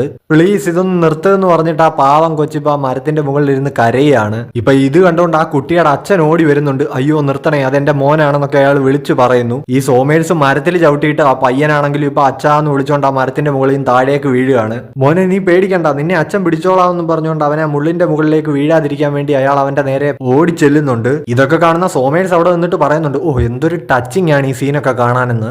അവൻ ഇതൊക്കെ കാണുന്ന ഒരു സന്തോഷമാണ്. ഇപ്പൊ എൽബാഫി ചെയ്യുന്നതും അത് തന്നെയാണല്ലോ, ആൾക്കാരുടെ ഇമോഷൻസ് വെച്ചിട്ടാണ് പുള്ളി കളിക്കുന്നത്. സെലസ്റ്റിയൽ ഡ്രാഗൺസ് വേട്ടയാടി കൊന്നിട്ടിരിക്കുന്ന ആൾക്കാരെ കണ്ടിട്ട് നമ്മുടെ ഡ്രാഗൺ ആണെങ്കിൽ ആകെ തകർന്നു നിൽക്കുകയാണ്. ഡ്രാഗണിന് ഇവിടെയുള്ള ജനങ്ങളെ സേവ് ചെയ്യണമെന്നുണ്ട്. പക്ഷെ സെലസ്റ്റിയൽ ഡ്രാഗൺസിന്റെ ആജ്ഞ ധിക്കരിച്ച് അങ്ങനെ ചെയ്തു കഴിഞ്ഞാൽ അത് ഡ്രാഗണിന്റെ ഡിവിഷനിലുള്ള ബാക്കി മറീൻസിന്റെയും കൂടെ ജീവൻ അപകടത്തിലാക്കുകയേ ഉള്ളൂ. സോ പുള്ളി ആകെ ആശയക്കുഴപ്പത്തിലാണ്. ഇപ്പൊ നമ്മളെ ഡ്രാഗണിന്റെ ഡിവിഷന്റെ ഷിപ്പ് കാണിക്കുന്നുണ്ട്. ഇവരുടെ ഡിവിഷന്റെ ലീഡർ ഇപ്പൊ ഒരു മറീനോട് ചോദിക്കുന്നുണ്ട്, നമ്മളുടെ കൂട്ടത്തിലുള്ളവരെല്ലാം ഇനി തിരിച്ചു വന്നല്ലോ അല്ലേ എന്ന്. അവനാണെങ്കിൽ ഇപ്പൊ പറയുന്നുണ്ട്, ഊവ് സർ, നമ്മുടെ ഡിവിഷനിലുള്ളവരെല്ലാം ഇപ്പൊ ഈ ഷിപ്പിലുണ്ടെന്ന്. പുള്ളിക്കാരൻ ഇപ്പൊ മനസ്സിൽ ചിന്തിക്കുന്നുണ്ട്, പണ്ടാരം ആ ഡ്രാഗൺ ഇതെവിടെ പോയി, ദൈവമേ അവനിനി ഈ ഐലൻഡിലേക്ക് തന്നെ തിരിച്ചു കയറി പോയി കാണൂ. ഇപ്പൊ നമ്മളെ കാണിക്കുന്നത് ആ കല്ലിന് മുകളിൽ കയറി നിന്നിട്ട് ഇവാൻഗോ അവിടുത്തെ ബാക്കി സ്ലേവ്സിന് ഇവിടുത്തെ കാര്യങ്ങൾ പറഞ്ഞു മനസ്സിലാക്കി കൊടുക്കുന്ന ആ സീനാണ്. അതായത് ഈ നശിച്ച ഗെയിമിൽ സർവൈവ് ചെയ്യാൻ നിങ്ങൾ സ്വപ്നത്തിൽ പോലും വിചാരിക്കേണ്ട, ഇതെല്ലാം കള്ളത്തരമാണ്. സോ നമ്മൾ ഇവിടുന്ന് രക്ഷപ്പെടാൻ പോവാണെന്നൊക്കെ പുള്ളി പറയുന്നു. ഇപ്പൊ ഈ ടൈമിൽ ഇവരെ ഒരു സെലസ്റ്റിയൽ ഡ്രാഗൺ സ്പോട്ട് ചെയ്തിട്ടുണ്ടായിരുന്നു. 10,000 പോയിന്റ്സ് വേർത്തുള്ള ആ ബുക്കനീർ പയ്യനല്ലേ നിൽക്കുന്നതെന്നും പറഞ്ഞുകൊണ്ട് അവനിപ്പോ കൂമയ്ക്ക് നേരെ തോക്ക് ചൂണ്ടുന്നുണ്ട്. ഇപ്പൊ ഇത് ഡ്രാഗൺ കാണുകയാണ്. നമുക്ക് എല്ലാവർക്കും ഒരുമിച്ച് ഈ ഗോഡ് വാലിയിൽ നിന്ന് രക്ഷപ്പെടാവുന്ന ഇവാൻഗോവ് മറ്റ് സ്ലേവ്സിനോട് പറയുന്നത് കേട്ടിട്ട് ഡ്രാഗൺ ഇങ്ങനെ ചിന്തിക്കുന്നുണ്ട്. അതായത് പ്രതീക്ഷ ഇപ്പോഴും മുഴുവനായിട്ട് കെട്ടടങ്ങിയിട്ടില്ല എന്ന്. 10 പേരെ കൊന്ന എന്റെ റൈഫിളിന്റെ പവർ അറിയാൻ നീ റെഡി ആയിക്കോടാന്നും പറഞ്ഞ് ചിരിച്ചോണ്ട് ആ സെലസ്റ്റിയൽ ഡ്രാഗൺ ഇപ്പോ കൂമയെ എയിം ചെയ്ത് ഷൂട്ട് ചെയ്യാനായിട്ട് പോവാണ്. പക്ഷെ അതിനു മുമ്പ് ഡ്രാഗൺ ആ കയ്യിലിരുന്ന ട്രാങ്കുലൈസർ ഗണ്ണ് വെച്ചിട്ട് ആ തെണ്ടിയെ ഷൂട്ട് ചെയ്ത് താഴെ ഇടുന്നുണ്ട്. ഡ്രാഗൺ ഇതിപ്പോ പെട്ടെന്ന് ആ ഒരു ആവേശത്തിന്റെ പുറത്ത് ആ റിഫ്ലക്സിൽ അങ്ങ് ചെയ്തു പോയതാണ്. പുള്ളി ഇത് കഴിഞ്ഞിട്ട് ചെയ്തത് ആലോചിച്ചൊന്ന് പകച്ചു നിൽക്കുന്നുണ്ട്. സെലസ്റ്റിയൽ ഡ്രാഗൺസ് ആണെങ്കിൽ ഇപ്പൊ ഐലൻഡിന്റെ പലയിടത്തും ഒരുപാട് ജനങ്ങളെ കൊന്നുകൊണ്ടിരിക്കുകയാണ്. പെട്ടെന്ന് അവിടെ ഒരു പൊട്ടിത്തെറി കേൾക്കുന്നു. എന്താ അവിടെ ഇപ്പൊ ഉണ്ടായെന്ന് ഒരു നാറി ഇപ്പൊ ചോദിക്കുന്നുണ്ട്. സംഭവം ഗോഡ് വാലിയുടെ കിഴക്കൻ തീരത്തായിട്ട് നമ്മുടെ റോക്സ് പൈറേറ്റ്സ് വന്നിരിക്കുകയാണ്. റോക്സ് പൈറേറ്റ്സ് മാത്രമല്ല കുപ്രസിദ്ധരായിട്ടുള്ള മറ്റു കുറെ പൈറേറ്റ്സിന്റെ കപ്പലുകൾ ഇങ്ങോട്ടേക്ക് വന്നുകൊണ്ടിരിക്കുകയാണെന്ന് മറീൻസ് ഇപ്പൊ വിളിച്ചു പറയുന്നുണ്ട്. ഇപ്പൊ റോക്സ് പൈറേറ്റ്സ് ഇങ്ങനെ അസംബിൾ ചെയ്ത് നിൽക്കുന്ന ഒരു കിടിലം പാനലാണ് നമ്മൾ കാണുന്നത്. റോക്സ് ഇപ്പൊ മൊത്തം ക്രൂവിനോടായിട്ട് പറയുന്നുണ്ട്, ഓക്കെ ഗൈസ്, അപ്പോ ഷാക്കി പിന്നെ ഇവിടെയുള്ള മറ്റ് നിധിശേഖരങ്ങള് പിന്നെ ഡെവിൾ ഫ്രൂട്ട്സ് ഇത് മൂന്നുമാണ് നമ്മുടെ ഉന്നം. ഇവിടെ വെച്ച് നമ്മൾ പരസ്പരം തല്ലാനും കൊല്ലാനും നിന്നിട്ട് കാര്യമില്ല. ഇവിടെയുള്ള കുറച്ചു നേരം നമുക്ക് ഒറ്റക്കെട്ടായിട്ട് നിൽക്കാം. തിരിച്ചെത്തിയിട്ട് ഇവിടുന്ന് കിട്ടുന്ന നിധിയെല്ലാം നമുക്ക് ഈക്വൽ ആയിട്ട് പങ്കുവെക്കാം. എന്തു പറയുന്നു? ബാർബൽ ഇപ്പൊ പറയുന്നുണ്ട് നിധി സ്പ്ലിറ്റ് ചെയ്യുന്നത് ഓക്കെ, പക്ഷെ നമ്മൾ ഷാക്കിയെ എങ്ങനെ സ്പ്ലിറ്റ് ചെയ്യും? ഷിക്കി ഇപ്പൊ പറയുന്നുണ്ട് ഇതിലെന്താ ഇത്ര സംശയം, അവളെ ആദ്യം ആര് രക്ഷിക്കുന്നോ അവൾ അവനുമായിട്ട് ഇഷ്ടത്തിലാവും. ക്യോ ആണെങ്കിൽ ഇപ്പൊ പറയുന്നുണ്ട് അതെ അങ്ങനെ തന്നെ, അതുകൊണ്ട് തന്നെ അവളെ രക്ഷിക്കാൻ ഞാൻ മറ്റാരെ അനുവദിക്കില്ല, ഞാൻ തന്നെ അവളെ രക്ഷിക്കും. ക്യാപ്റ്റൻ ജോൺ പറയുന്നുണ്ട് അല്ല, ഇവിടുന്ന് ഏറ്റവും കൂടുതൽ നിധി കൈവശമാക്കുന്നവനുമായിട്ടായിരിക്കും ഷാക്കി ഇഷ്ടത്തിലാവാൻ പോകുന്നത്. ഷോ കഷ്ടം ഗൈസ്. അപ്പൊ ഷാക്കിയെ ഇംപ്രസ് ചെയ്യാൻ വേണ്ടിയിട്ടാണ് ക്യാപ്റ്റൻ ജോൺ കുറെ നിധി കളക്ട് ചെയ്ത് വെച്ചത്. ബഗ്ഗി ആ ക്യാപ്റ്റൻ ജോണിന്റെ നിധി തപ്പി നടന്നതൊക്കെ നമ്മൾ മുമ്പ് കണ്ടിട്ടുണ്ടായിരുന്നല്ലോ. വൈബിയായിട്ട് ഇപ്പൊ പറയുന്നുണ്ട് നിങ്ങൾക്ക് തോന്നുന്ന പോലെ എന്താണെന്ന് വെച്ചാൽ ചെയ്തോ ഗൈസ്, ഞാൻ ഇങ്ങനൊന്നും പ്രതീക്ഷിച്ചല്ല വന്നത്. ഷാക്കി എന്റെ നല്ലൊരു ഫ്രണ്ടാണ്, സോ അവളോടുള്ള കൺസേണിന്റെ പുറത്താണ് ഞാൻ വന്നത്. പക്ഷേ അവളെന്നെ ഇഷ്ടപ്പെടുകയാണെങ്കിൽ അതിലെനിക്ക് പ്രത്യേകിച്ച് വിരോധമൊന്നും ഇല്ല. ന്യൂഗേറ്റേ താൻ ഇതെന്തായി പറയുന്നതെന്ന് ചോദിച്ചപ്പോ സ്റ്റൂസി പുള്ളിയോട് ചൂടാവുന്നുണ്ട്. ഗ്ലോറിയോസ ചിന്തിക്കുന്നത് എങ്ങനെയാണെന്ന് വെച്ച് കഴിഞ്ഞാൽ ഷാക്കിയെ ഞാൻ രക്ഷിച്ചു കഴിഞ്ഞാൽ റോജറിന് എന്നോടൊരു കടപ്പാടുണ്ടാവുമല്ലോ, അപ്പൊ അതുമൂലം ഒരു ലവ് ട്രാക്ക് വർക്ക് ചെയ്തെടുക്കാം എന്നാണ്. ഷാക്കിയുടെ ബാറിലേക്ക് മറ്റാരും പ്രവേശിക്കാതിരിക്കാൻ വേണ്ടിയിട്ട് ഹാച്ചിനോസുവിൽ ഒച്ചോക്കു കാവല് നിൽക്കുകയാണെന്ന് സ്ട്രൂസൻ പറയുന്നുണ്ട്. അവനെല്ലാം ഒപ്പിച്ചു വെച്ചിട്ട് നൈസായിട്ട് ഇങ്ങോട്ട് വരാതെ അങ്ങ് വലിഞ്ഞു ഗൈസ്. ഗോഡ് വാലിയിൽ വെച്ചിപ്പോ റോക്സും മരിച്ച് ക്രൂവും ഡിസ്ബാൻഡ് ആയി കഴിഞ്ഞപ്പോ ഹാച്ചിനോസും അവന്റെ കൺട്രോളിലും ആക്കി. എന്നിട്ടിപ്പോ വർഷങ്ങൾക്ക് ശേഷം റോക്സിന്റെ മകനായിട്ടുള്ള ബ്ലാക്ക് ബിയേർഡ് വന്നിട്ട് ഒച്ചോക്കോയെ കീഴടക്കി ഹാച്ചിനോസുവിന്റെ ഭരണം തിരിച്ചെടുക്കുന്നു. എല്ലാം വിധിയുടെ വിളയാട്ടം. സാറിന്റെ മക്കളുടെ ഭാഗ്യം. എനിക്ക് മക്കളില്ല. എനിക്ക് മക്കളേ ഉള്ളൂ. ഡോക്ടറെ കാണിച്ചില്ലേ? അപ്പം നമുക്ക് ചാപ്റ്ററിലേക്ക് തിരിച്ചു വരാം. യുവമാരുടെ ഈ ഡയലോഗടി എല്ലാം കേട്ടിട്ട് ബിഗ് മോം പറയുന്നുണ്ട്, എടാ പൊട്ടന്മാരെ, ഈ ലോകം കീഴ്മേൽ മറിഞ്ഞു എന്ന് പറഞ്ഞാൽ നിന്നെ പോലെയുള്ളവന്മാർക്കൊന്നും ഷാക്കി വീഴാൻ പോകുന്നില്ല എന്ന്. കൈഡോ ആണെങ്കിൽ ഇപ്പൊ ചോദിക്കുന്നുണ്ട്, ലിൻ കിട്ടാൻ പോകുന്ന ഒരു ഡബിൾ ഫ്രൂട്ട് നിങ്ങൾ എനിക്ക് തരുമല്ലോ അല്ലേ എന്ന്. അത് അങ്ങനെ ഒരുത്തൻ. മറീൻസ് ആണെങ്കിൽ ഇപ്പൊ റോക്സ് പൈറേറ്റ്സിനെ കണ്ടപ്പോ തന്നെ അവർക്ക് നേരെ ഷൂട്ട് ചെയ്യുന്നുണ്ട്. പക്ഷെ റോക്സിന്റെ ഷിപ്പ് ആണെങ്കിൽ ആ മറീൻസിന്റെ ഷിപ്പൊക്കെ ഇടിച്ച് തെറിപ്പിച്ചുകൊണ്ട് മുന്നേറുകയാണ്. നിങ്ങളൊക്കെ എന്ത് ചെയ്തിട്ട് ഒരു കാര്യമില്ല marines, follow me Rocks pirates എന്നിപ്പോ റോക്സ് വിളിച്ചു പറയുന്നുണ്ട്. സെലസ്റ്റിയൽ ഡ്രാഗൺസ് തെണ്ടികളാണെങ്കിൽ ഇതെല്ലാം കണ്ടിട്ട് മറീൻസിനോട് കിടന്ന് ചൂടാവുകയാണ്. ദേ ഇങ്ങോട്ടേക്ക് പൈറേറ്റ്സ് വന്നു, നിങ്ങൾ മറീൻസ് ഇവിടെ എന്ത് തേങ്ങയാ ചെയ്തുകൊണ്ടിരിക്കുന്നത്, എന്തെങ്കിലും പ്രശ്നം പറ്റിയാൽ നിന്നെയൊക്കെ ഞങ്ങൾ കെട്ടിത്തൂക്കും നോക്കിക്കോ എന്നൊക്കെ പറഞ്ഞു ആകെ വിഷയം. മറീൻസ് ആണെങ്കിൽ ഇപ്പൊ ഈ പൈറേറ്റ് ഷിപ്പ് വരുന്ന കാര്യങ്ങൾ ഇങ്ങനെ റിപ്പോർട്ട് ചെയ്തുകൊണ്ടിരിക്കുകയാണ്. റോക്സ് പൈറേറ്റ്സിനെ കൂടാതെ ഇപ്പൊ പടിഞ്ഞാറൻ തീരത്തായിട്ട് റോജർ പൈറേറ്റ്സും വന്നിട്ടുണ്ട്. അപ്പോൾ ഈ നടക്കുന്ന പ്രശ്നങ്ങളുടെയും ബഹളത്തിന്റെയും ഒക്കെ ഇടയ്ക്ക് നമ്മുടെ ഡ്രാഗൺ കുഞ്ഞു ഷാങ്സിനെയും ഷാംറോക്കിനെയും എടുത്തോണ്ട് അവിടെ ഓടി രക്ഷപ്പെടുകയാണ്. ഇത്രയും ബഹളത്തിനിടയ്ക്ക് ഈ കുട്ടികൾ കരയുന്നില്ലല്ലോ എന്നുള്ള കാര്യം ഡ്രാഗണിനെ അത്ഭുതപ്പെടുത്തുന്നുണ്ട്. മറീൻസ് ആണെങ്കിൽ ഇപ്പൊ പറയുന്നുണ്ട് സെലസ്റ്റിയൽ ഡ്രാഗൺസിനെ എത്രയും പെട്ടെന്ന് സേഫ് ആയിട്ട് ഈ ഐലൻഡിന്റെ സെന്ററിലേക്ക് എത്തിക്കണം, അവർക്ക് ഒരാപത്തും വരാൻ അനുവദിക്കരുതെന്നൊക്കെ. ആദ്യം റോക്സ്, ഇപ്പൊ റോജർ, ഇതെന്തു പണ്ടാരമാണ്, ലോകാവസാനം വല്ലതും ആണോ ദൈവം എന്ന് ചോദിച്ചുകൊണ്ട് ഇപ്പൊ മറീൻസ് ഒക്കെ ആകെ വിറച്ച് നിൽക്കുകയാണ്. അങ്ങനെ റോജർ പൈറേറ്റ്സും ഗോഡ് വാലിയിൽ ലാൻഡ് ചെയ്തിരിക്കുകയാണ്. റോജർ ഇപ്പൊ ക്രൂവിനോടായിട്ട് പറയുന്നുണ്ട്, ഷാക്കിയെ പോയി സേവ് ചെയ്യുന്ന കാര്യം ഞാൻ നോക്കിക്കോളാം, നിങ്ങൾക്കാർക്കും അവൾ സെറ്റ് ആവാൻ യാതൊരു ചാൻസും ഇല്ലാത്തതുകൊണ്ട് തന്നെ നിങ്ങളെല്ലാവരും പോയി ഇവിടുത്തെ ബാക്കിയുള്ള നിധിയൊക്കെ അടിച്ചു മാറ്റാനായിട്ട് നോക്ക്. റോജറിന്റെ ക്രൂമേറ്റ്സ് ആണെങ്കിൽ ഇപ്പോ വേഗം വാ, നമുക്ക് ഇവിടുന്ന് ഷാക്കിയെ വീണ്ടെടുക്കാമെന്നും പറഞ്ഞുകൊണ്ട് റോജറിനെ ചവിട്ടി മെതിച്ചോണ്ട് ഓടി അങ്ങോട്ട് പോവാണ്. പുള്ളി ഇപ്പൊ അവിടെ താഴെ കടന്നിട്ട് ഐ ആം സോറി എന്ന് പറയുന്നുണ്ട്. ഗാർലിംഗ് ഇപ്പൊ പറയുന്നുണ്ട്, നാശം, ഇതിപ്പോ സീനാകെ വഷളായല്ലോ, ഇതിപ്പോ ഒരിക്കലും ഈ ഗെയിമിന് പറ്റിയ ഒരു സന്ദർഭമല്ല, ഇവിടെ എന്ത് കോപ്പായി നടക്കുന്നേ, പെട്ടെന്ന് എന്തെങ്കിലും ഒന്ന് ചെയ്യുന്നു സെലസ്റ്റിയൽ ഡ്രാഗൺസ് കിടന്ന് പറയുന്നുണ്ട്. നെക്സ്റ്റ് പാനലിൽ നമ്മളെ ഗോഡ് നൈറ്റ്സിനെ കാണിക്കുന്നുണ്ട്. ഈ ഗോഡ് വാലി ഇൻസിഡന്റ് നടന്ന ടൈമിൽ അവിടെ ഉണ്ടായിരുന്ന ഗോഡ് നൈറ്റ്സിലെ 6 പേരെ നമ്മളെ മുമ്പ് കാണിച്ചിട്ടുണ്ടായിരുന്നല്ലോ. ഇവിടെ ഇപ്പൊ ബാക്കിയുള്ള 3 പേരെ കൂടെ നമുക്ക് കാണിച്ചിട്ടുണ്ട്. അതിലൊന്ന് സോമേഴ്സ് ആണ്. പിന്നൊരെണ്ണം ഇപ്പൊ എൽബാഫിലുള്ള ഗോഡ് നൈറ്റ് ആയിട്ടുള്ള കില്ലിംഗ്ഹാമിന്റെ അതേ ലുക്ക് ഉള്ള ഒരു സ്ത്രീ. മേ ബി പുള്ളിയുടെ അമ്മയായിരിക്കാം, അല്ലെങ്കിൽ വേറെ എന്തെങ്കിലും റിലേഷൻ കാണും. പിന്നെ ജയന്റ് ആയിട്ടുള്ള നമ്മൾ ആ പങ്ക് ഹസാഡിൽ കണ്ടിട്ടുണ്ടായിരുന്ന യതി ഉണ്ടല്ലോ, അതുപോലെ ഇരിക്കുന്ന ഒരാൾ. എനിക്ക് ഈ മുഖം കണ്ടു കഴിഞ്ഞപ്പോൾ നമ്മുടെ ഫ്രാങ്കിയുടെ മാസ്റ്റർ ആയിട്ടുള്ള ടോം ഉണ്ടല്ലോ, പുള്ളിയുമായിട്ട് റിസംബ്ലൻസ് തോന്നി. ഗാർലിംഗ് ഇപ്പൊ പറയുന്നുണ്ട് മറീൻസിനോട് എത്രയും പെട്ടെന്ന് അവർ ഇപ്പോഴുള്ള പൊസിഷൻസിൽ നിന്ന് മാറി ഇവിടെ വന്ന് സെലസ്റ്റിയൽ ഡ്രാഗൺസിനെ ഗാർഡ് ചെയ്യാനായിട്ട് പറയുക. നമ്മൾ ഗോഡ് നൈറ്റ്സ് കളത്തിലേക്ക് ഇറങ്ങാൻ പോവാണ്. ഇപ്പോ പല പല പൈറേറ്റ് ക്രൂസ് എല്ലാ ഡയറക്ഷനിൽ നിന്നും ഗോഡ് വാലിയിലേക്ക് വന്നുകൊണ്ടിരിക്കുകയാണ്. ഇപ്പൊ അവരെ ഒന്നും ഈ ഐലൻഡിലേക്ക് ലാൻഡ് ചെയ്യാനായിട്ട് അനുവദിക്കരുത്, വാർഷിപ്പ് വെച്ച് എല്ലാരെയും ഫയർ ചെയ്യുന്നൊക്കെ മറീൻസ് പറയുന്നുണ്ട്. ഇനി അതൊന്നും നടക്കുമെന്ന് തോന്നുന്നില്ല. നമ്മൾ ഒരുപാട് വൈകിപ്പോയി സാറിന് ഇപ്പോൾ ഒരു മറീൻ ഇങ്ങനെ വിളിച്ചു പറയുന്നതൊക്കെ നമുക്ക് കേൾക്കാം. കാര്യം പൈറേറ്റ്സ് ഇങ്ങനെ ഒന്നിന് പുറകെ ഒന്നായിട്ട് വന്നുകൊണ്ടിരിക്കുകയാണ്. മറീൻസിനൊന്നും അനങ്ങാൻ പോലും ഒരു സമയം കൊടുക്കുന്നില്ല. ഇവരുടെ എല്ലാ ലക്ഷ്യം എന്താണെന്ന് പോലും ഈ മറീൻസിന് യാതൊരു പിടിയില്ല. ഇപ്പൊ നോക്കിയ വൈറ്റ് ബിയേഡ്, ഷിക്കിയും ക്യോവും ഒക്കെ കൂടെ മറീൻസിനെ കറിക്ക് അരിയുന്ന പോലെ വെട്ടി തള്ളുകയാണ്. ഇപ്പൊ ഈ ഒരു അവസ്ഥയിൽ മറീൻസിനെ രക്ഷിക്കാൻ ആരുണ്ടെന്ന് നോക്കിയിരിക്കുമ്പോഴാണ് ഞങ്ങളുടെ സോൾജേഴ്സിനെ പച്ചക്കറി അരിയുന്ന പോലെ വെട്ടി തള്ളുന്നൊന്ന് നിർത്തടാന്നും പറഞ്ഞുകൊണ്ട് നമ്മുടെ ഗാർപ്പ് ആ പൈറേറ്റ്സിന്റെ ഇടയിലേക്ക് പീരങ്കിയുടെ ഒരു ഉണ്ട എടുത്ത് എറിയുന്നത്. അവിടെ ഉണ്ടായിരുന്ന പൈറേറ്റ്സ് ഒക്കെ ഇങ്ങനെ ചെതർന്ന് നമുക്ക് കാണാം. റോക്സും റോജറും ഒക്കെ ആകെ കലിപ്പായിട്ട് ഇങ്ങനെ നോക്കുന്നുണ്ട്. ഗാർപ്പിന്റെ ഷിപ്പ് കണ്ടപ്പോഴത്തേക്ക് മറീൻസിനൊക്കെ ജീവൻ തിരിച്ചു കിട്ടിയ ഫീലാണ്. അത് വൈസ് അഡ്മിറൽ ഗാർപ്പിന്റെ ഷിപ്പാണെന്നൊക്കെ പറഞ്ഞിട്ട് അവർ അലറുന്നുണ്ട്. ഇപ്പൊ കയ്യിൽ ഒരു പീരങ്കിയുടെ ഉണ്ടയും പിടിച്ചോണ്ട് ഞാൻ വന്നടാ മക്കളെ എന്നും പറഞ്ഞുകൊണ്ട് ഗാർപ്പ് നിൽക്കുകയാണ്. മറീൻസ് ഇപ്പൊ മെസ്സേജ് കൊടുക്കുന്നുണ്ട്, റീഇൻഫോഴ്സ്മെന്റ് വന്നിട്ടുണ്ട്, വൈസ് അഡ്മിറൽ ഗാർപ്പാണ് വന്നിരിക്കുന്നത്, ഇനി ഒന്നും പേടിക്കാനില്ല, നമ്മൾ രക്ഷപ്പെട്ടു എന്ന് മറീൻസ് പറയുന്നുണ്ട്. പലവിധ ലക്ഷ്യങ്ങളുമായിട്ട് ഒരുപാട് പേര് ഗോഡ് വാലിയിലേക്ക് എത്തിച്ചേർന്നിരിക്കുകയാണ്. പലരുടെയും വിധി മാറി മറിയുന്നതും ഒരുമിച്ച് ബന്ധപ്പെടുന്നതും ഇവിടെ വെച്ചാണ്.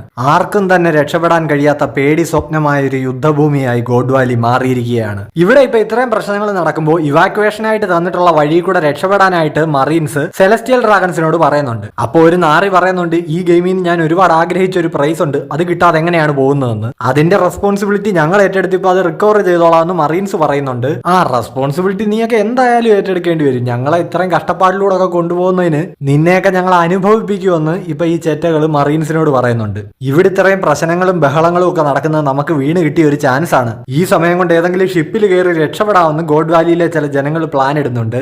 റോജർ ആണെങ്കിൽ ഇപ്പോ ഷാക്കി എവിടെ ആയിരിക്കും, അവള് സേഫ് ആയിരിക്കണേ എന്നൊക്കെ പറഞ്ഞുകൊണ്ട് ഓടുന്നുണ്ട്. റോക്സ് ആണെങ്കിൽ ഇപ്പോ എറിസ് ടീച്ച് നിങ്ങൾ എവിടെയാണെന്നൊക്കെ ചോദിച്ചുകൊണ്ടാണ് ഓടുന്നത്. റോക്സിന്റെ വൈഫിന്റെ പേരാണ് എറിസ്. ഗാർപ്പ് ആണെങ്കിൽ റോജറെ നീ എവിടെടാന്ന് ചോദിച്ചുകൊണ്ടാണ് ഓടുന്നത്. ഷാങ്സിനെ ഷാംറോക്കിനെ എടുത്തോണ്ട് ഓടുന്ന ഡ്രാഗണിനെ ഇപ്പൊ നമുക്ക് കാണാം. ഒരു കുഴപ്പമില്ല, എല്ലാം ശരിയാവും എന്ന് പറഞ്ഞുകൊണ്ട് മറീൻ ഷിപ്സ് കിടക്കുന്നത് എവിടെയാണെന്ന് നോക്കിക്കൊണ്ട് ഡ്രാഗൺ ഇങ്ങനെ ഓടുകയാണ്. മുന്നിൽ കുറെ പൈറേറ്റ്സിനെ കാണുമ്പോൾ ആ വഴിയല്ല എന്ന് മനസ്സിലായിട്ട് ഡ്രാഗൺ വേറെ വഴി പോകുന്നു. ഗോഡ് നൈറ്റ്സിലുള്ള കില്ലിംഗ്ഹാമിനെ പോലെ ഇരിക്കുന്ന ആ സ്ത്രീ ഉണ്ടല്ലോ, അവര് ഡ്രാഗണിനെ സ്പോട്ട് ചെയ്യുന്നുണ്ട്. ആ കുഞ്ഞിനെയും കൊണ്ട് പോകുന്ന മറീൻ സോൾജിയറിനെ ഞാൻ കണ്ടുപിടിച്ചു എന്ന് അവൾ ഡെൻഡൻ മുഷി കൂടെ മെസ്സേജ് കൊടുക്കുന്നുണ്ട്. എന്നിട്ട് മറ്റേ പെസിഫിസ്റ്റാസ് ഒക്കെ ചെയ്യുന്നത് പോലെ വായിന്നൊരു ലേസർ ബീം ഡ്രാഗണിന് നേരെ അങ്ങ് വിടുകയാണ്. അത് പുള്ളിയുടെ തോളിന്റെ ഭാഗത്താണ് ഷൂട്ട് ചെയ്തിരിക്കുന്നത്. ഇപ്പൊ അവനെ ഞാൻ അടിച്ചിട്ടു എന്ന് അവൾ ഡെൻഡൻ മുഷി കൂടെ പറയുന്നുണ്ട്. ഇപ്പൊ ഇവളെ ഈ വിളിച്ച ആള് പറയുന്നുണ്ട്, നിന്നോട് എനിക്ക് ഒരുപാട് നന്ദിയുണ്ട് മാഫി, നീ ഇപ്പൊ ഇങ്ങനെ ചെയ്തില്ലായിരുന്നെങ്കിൽ ഗാർലിംഗ് ഇപ്പൊ എന്നെ കൊന്നേനെ. ഇപ്പൊ ആ മറിഞ്ഞു വീണ ഡ്രാഗണിന്റെ കയ്യിൽ നിന്ന് ഷാംറോക്ക് തെറിച്ചു വീഴുന്നുണ്ട്. അവനെ കയ്യിലെടുത്തിട്ട് ഈ പെണ്ണ് പറയുന്നുണ്ട്, അപ്പൊ ഗാർലിംഗിന് ശരിക്കും ഒരു കുഞ്ഞുണ്ടായിരുന്നല്ലേ. അതേപോലെ അവൾ ഡ്രാഗണിനോട് ചോദിക്കുന്നുണ്ട്, ഇങ്ങനെ ഒരു കാര്യം ചെയ്യുക എന്നൊക്കെ വെച്ചാ നീ ഭയങ്കര വ്യത്യസ്തനായിട്ടുള്ള ഒരാളാണല്ലോ. താഴെ ഡിസ്ക്രിപ്ഷൻ ബോക്സിൽ ഇപ്പൊ ഇവരുടെ ഡീറ്റെയിൽസ് ഉണ്ട്. ഗോഡ്സ് നൈറ്റ് ആണ് സാച്ചൽസ് ഫാമിലിയിലുള്ള സെയിന്റ് മാഫി. ഇപ്പോ ആൾക്കാരെ ഇങ്ങനെ കൂട്ടക്കൊല ചെയ്യുന്ന ഇങ്ങനെ ഒരു വൃത്തികെട്ട ഗെയിമിൽ കൂട്ടാളിയായി എന്നുള്ള ഒരു പാപത്തിൽ നിന്ന് മോചനം നേടാൻ വേണ്ടിയിട്ട് ഡ്രാഗൺ കണ്ട ഒരു വഴിയായിരുന്നു ഈ കുട്ടികളെ രക്ഷിക്കുക എന്നുള്ളത്. സോ അതുകൊണ്ട് അവരെ കൊണ്ടുപോകരുത്, വെയിറ്റ് ചെയ്യൂ എന്നൊക്കെ ഡ്രാഗൺ അവിടെ കിടന്ന് വിളിച്ചു പറയുന്നുണ്ട്. മാഫി ആണെങ്കിൽ ഇപ്പൊ ഡ്രാഗണിനോട് ഗുഡ് ബൈ പറഞ്ഞിട്ട് പുള്ളിയെ തീർക്കാൻ വേണ്ടിയിട്ട് തുടങ്ങുകയാണ്. ഡ്രാഗൺ ആണെങ്കിലും മരണം മുന്നിൽ കണ്ട് അവിടെ ഇങ്ങനെ കിടക്കുകയാണ്. പുള്ളി ചിന്തിക്കുന്നുണ്ട്, ഇവിടെ എത്ര ആൾക്കാർ മരിച്ചു വീണു, സോ ഇതായിരിക്കും, ഇങ്ങനെ ഒരു മരണമായിരിക്കും ഞാൻ ഡിസർവ് ചെയ്യുന്നത്. ഇപ്പൊ നമ്മൾ നോക്കുകയാണെങ്കിൽ വഴിന്ന് മാറി ഈകടിയെന്ന് പറഞ്ഞുകൊണ്ട് മാഫിയെയും അവളുടെ അടുത്ത് നിൽക്കുന്ന കുറച്ച് മരങ്ങളെയൊക്കെ 2 തുണ്ടമായിട്ട് വെട്ടി മുറിച്ചിട്ടുണ്ടാരോ. ഇപ്പൊ അത് ആരാണ് ചെയ്തതെന്ന് നമ്മൾ നോക്കുമ്പോൾ വൈറ്റ് ബിയർഡ് ആണ്. പുള്ളിയുടെ അടുത്ത് തന്നെ ലില്ലിനും നിപ്പുണ്ട്. വൈറ്റ് ബിയർഡ് ആണെങ്കിൽ ഇപ്പൊ ബിഗ് മോമിനോട് പറയുന്നുണ്ട്, ഞാൻ നിന്നെ എയിം ചെയ്തല്ല വെട്ടിയത്, ഇവിടെ കുറെ പൈറേറ്റ്സ് ഉണ്ടല്ലോ, അവരെയൊക്കെയാണ് ഞാൻ വെട്ടാൻ ശ്രമിച്ചതെന്ന്. ബിഗ് മോം ആണെങ്കിൽ ഇത് സമ്മതിക്കുന്നില്ല. അവർ തമ്മിൽ മുടിഞ്ഞ വഴക്കാണ്. ബിഗ് മോം പറയുന്നുണ്ട്, എടാ കള്ള, നീ എന്നെ വെട്ടാൻ വേണ്ടി തന്നെയാണ് നോക്കിയത്, എന്തെങ്കിലും പ്രശ്നം ഉണ്ടെങ്കിൽ വാടാ, നമുക്ക് ഇപ്പൊ ഇവിടെ വെച്ച് തന്നെ തീർക്കാം എന്നൊക്കെ പറഞ്ഞിട്ട് ഇവരാകെ വിഷയം. ഇപ്പൊ ഇവിടെ താഴെ ഇരിക്കുന്ന ഡ്രാഗൺ ആണെങ്കിൽ ഈ ബിഗ് മോമിന്റെയും വൈറ്റ് ബിയർഡിന്റെയും സൈസ് കണ്ടിട്ട് ഇങ്ങനെ ഞെട്ടി നിൽക്കുകയാണ്. ഇത് എന്ത് വലിയ പൈറേറ്റ്സ് ആണെന്നൊക്കെ ചോദിച്ചോണ്ട്. നീ എന്നെ കൊല്ലാൻ നോക്കുമായിരുന്നു അല്ലടാ ന്യൂ ഗേറ്റ് എന്ന് ചോദിച്ചോണ്ട് ഷിക്കി ഇപ്പൊ അങ്ങോട്ട് ഓടി വരുന്നത് കാണാം. ഇവിടെ സംഭവങ്ങളൊക്കെ ഡിഫറെന്റ് ആണല്ലോ, നിങ്ങൾ പറഞ്ഞ പോലെ ഒന്നും അല്ലല്ലോ ലിൻലിൻ എന്നൊക്കെ ചോദിച്ചുകൊണ്ട് കൈഡോയും അങ്ങോട്ടേക്ക് ഓടി വരുന്നുണ്ട്. ഇപ്പൊ അവിടെ നിൽക്കുന്ന വേറെ കുറെ പൈറേറ്റ്സ് ആണെങ്കിൽ ഈ റോക്സ് പൈറേറ്റ്സിനെ അടിച്ചാൽ നമുക്ക് ഫേമസ് ആവാമെന്ന് പറഞ്ഞ് ഇവരെ ടാർഗറ്റ് ചെയ്ത് വരുന്നുണ്ട്. ഈ നാറികളെല്ലാം ഷാക്കിയെ രക്ഷിക്കാൻ വന്നതാണോ എന്ന് ഇപ്പൊ ഷിക്കി ചോദിക്കുന്നുണ്ട്. ഇപ്പൊ നോക്കുവാണെങ്കിൽ വൈറ്റ് ബിയർഡും ലിൻലിനും കൈഡോയും ഷിക്കിയും കൂടെ വീട്ടിലെങ്ങാനും പോയി കിടക്കട നെത്തോലികളെ എന്നും പറഞ്ഞുകൊണ്ട് ഈ വന്ന പൈറേറ്റ്സിനെ എല്ലാം അടിച്ച് തെറിപ്പിക്കുന്നുണ്ട്. പൈറേറ്റ്സ് ഒക്കെ ഇപ്പൊ ഇങ്ങനെ എയറിൽ പറക്കുകയാണ്. മാഫിയ ആണെങ്കിൽ ഇതൊക്കെ കണ്ടിട്ട് ഇങ്ങനെ ചിന്തിക്കുന്നുണ്ട്, ഈ ഐലൻഡിൽ ഇത് എന്ത് കോപ്പായി നടക്കുന്നതെന്ന്. അവളുടെ കയ്യിൽ ഇപ്പോഴും ഷാംറോക്ക് ഇരിപ്പുണ്ട്. മേ ബി അവളുടെ ബോഡി ഈ ടൈം കൊണ്ട് തന്നെ റീജനറേറ്റ് ആയിട്ടുണ്ടാകാം. എനിക്ക് വേണേൽ ഇപ്പൊ രക്ഷപ്പെടാം, പക്ഷെ കുഞ്ഞുങ്ങളെ എനിക്ക് നഷ്ടമായല്ലോ എന്നും പറഞ്ഞ് ഡ്രാഗൺ ഇങ്ങനെ ഇരിക്കുമ്പോൾ അവിടെ തറയിൽ ബോധം കെട്ട് കുഞ്ഞ് ഷാങ്സ് കിടക്കുന്നത് കാണാം. തലയിൽ ഇങ്ങനെ ചെറിയൊരു മുഴയൊക്കെ ഉണ്ട്. ഡ്രാഗൺ വീണപ്പോ ആ ഡ്രാഗണിന്റെ മറവിലേക്കാണ് ഷാങ്സ് വീണത്. അതുകൊണ്ട് മാഫി ഷാങ്സിനെ കണ്ടില്ല. അതുമല്ല 2 കുഞ്ഞുങ്ങളുണ്ടെന്ന് മാഫിക്ക് അറിയത്തില്ലെന്നും തോന്നുന്നു. കാര്യം ആദ്യം മെൻഷൻ ചെയ്തപ്പോഴും കുഞ്ഞിനെ തട്ടിക്കൊണ്ട് പോയവൻ എന്നാണ് പറഞ്ഞത്. എനിവേ ഇങ്ങനെയാണ് നമ്മുടെ ഷാങ്സും ഷാംറോക്കും സെപ്പറേറ്റ് ആവുന്നത്.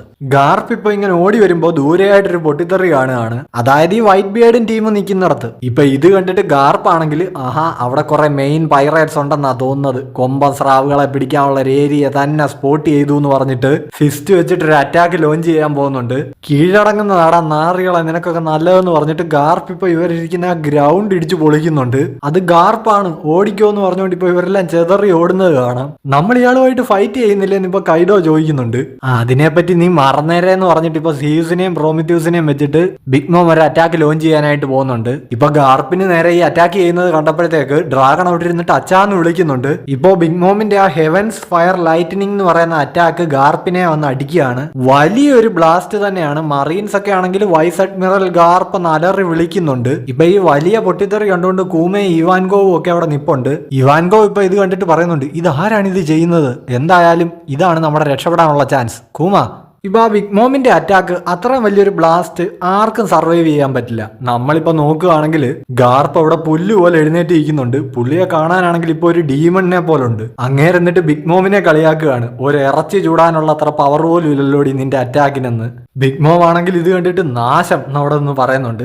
മാഫി ആണെങ്കിൽ ഇപ്പൊ ആ ഡെൻഡൻ മുഷി കൂടെ മെസ്സേജ് കൊടുക്കുന്നുണ്ട്, ആ കിഡ്നാപ്പർ ചത്തെന്നാ തോന്നുന്നത്, കുഞ്ഞെന്തായാലും എന്റെ കയ്യിലുണ്ട്, ഇതിനെ ഞാനങ്ങ് കൊണ്ടുവന്നാ പോരെ, വേറെ കുഴപ്പമൊന്നുമില്ലല്ലോ എന്ന്. ഇപ്പൊ അപ്പുറത്ത് സംസാരിക്കുന്നവൻ പറയുന്നുണ്ട്, ഒരുപാട് നന്ദിയുണ്ട് മാഫി, ഗാർലിംഗ് കണ്ടുപിടിക്കുന്നതിന് മുമ്പ് നീ പെട്ടെന്ന് കുഞ്ഞുമായിട്ട് ഇവിടെ വാ. ഡ്രാഗൺ ആണെങ്കിൽ ഇപ്പൊ ഷാങ്സിനെ എടുത്തോണ്ട് ഓടുകയാണ്. അവൻ പറയുന്നുണ്ട്, നീ എന്നോട് ക്ഷമിക്കുക, നിന്റെ സഹോദരനെ രക്ഷിക്കാൻ എന്നെ കൊണ്ട് കഴിഞ്ഞില്ല, നിന്നെ സേഫ് ആക്കാനെങ്കിലും എന്നെ കൊണ്ട് സാധിച്ചല്ലോ. ഇപ്പൊ ആ മാൻമേയർ ഫാമിലിയിലെ ഗോഡ് നൈറ്റ് പെണ്ണുണ്ടല്ലോ, അവളാണെങ്കിൽ ആ തോക്കും കൊണ്ട് നിന്നിട്ട് ഈ ബഹളത്തിനിടയ്ക്ക് രക്ഷപ്പെട്ടു പോകാൻ നോക്കുന്ന സിറ്റിസൺസിനെയും പിന്നെ പൈറേറ്റ്സിനെയും ഒക്കെ വെടിവെച്ചിടുകയാണ്. ഇപ്പൊ ഞങ്ങൾ ഷാക്കിയെ തിരിച്ചു കൊണ്ടുപോകാൻ പോവാണെന്നും പറഞ്ഞ് റോജർ അവിടെ കിടന്ന് ബഹളം വെക്കുന്നത് കാണാം.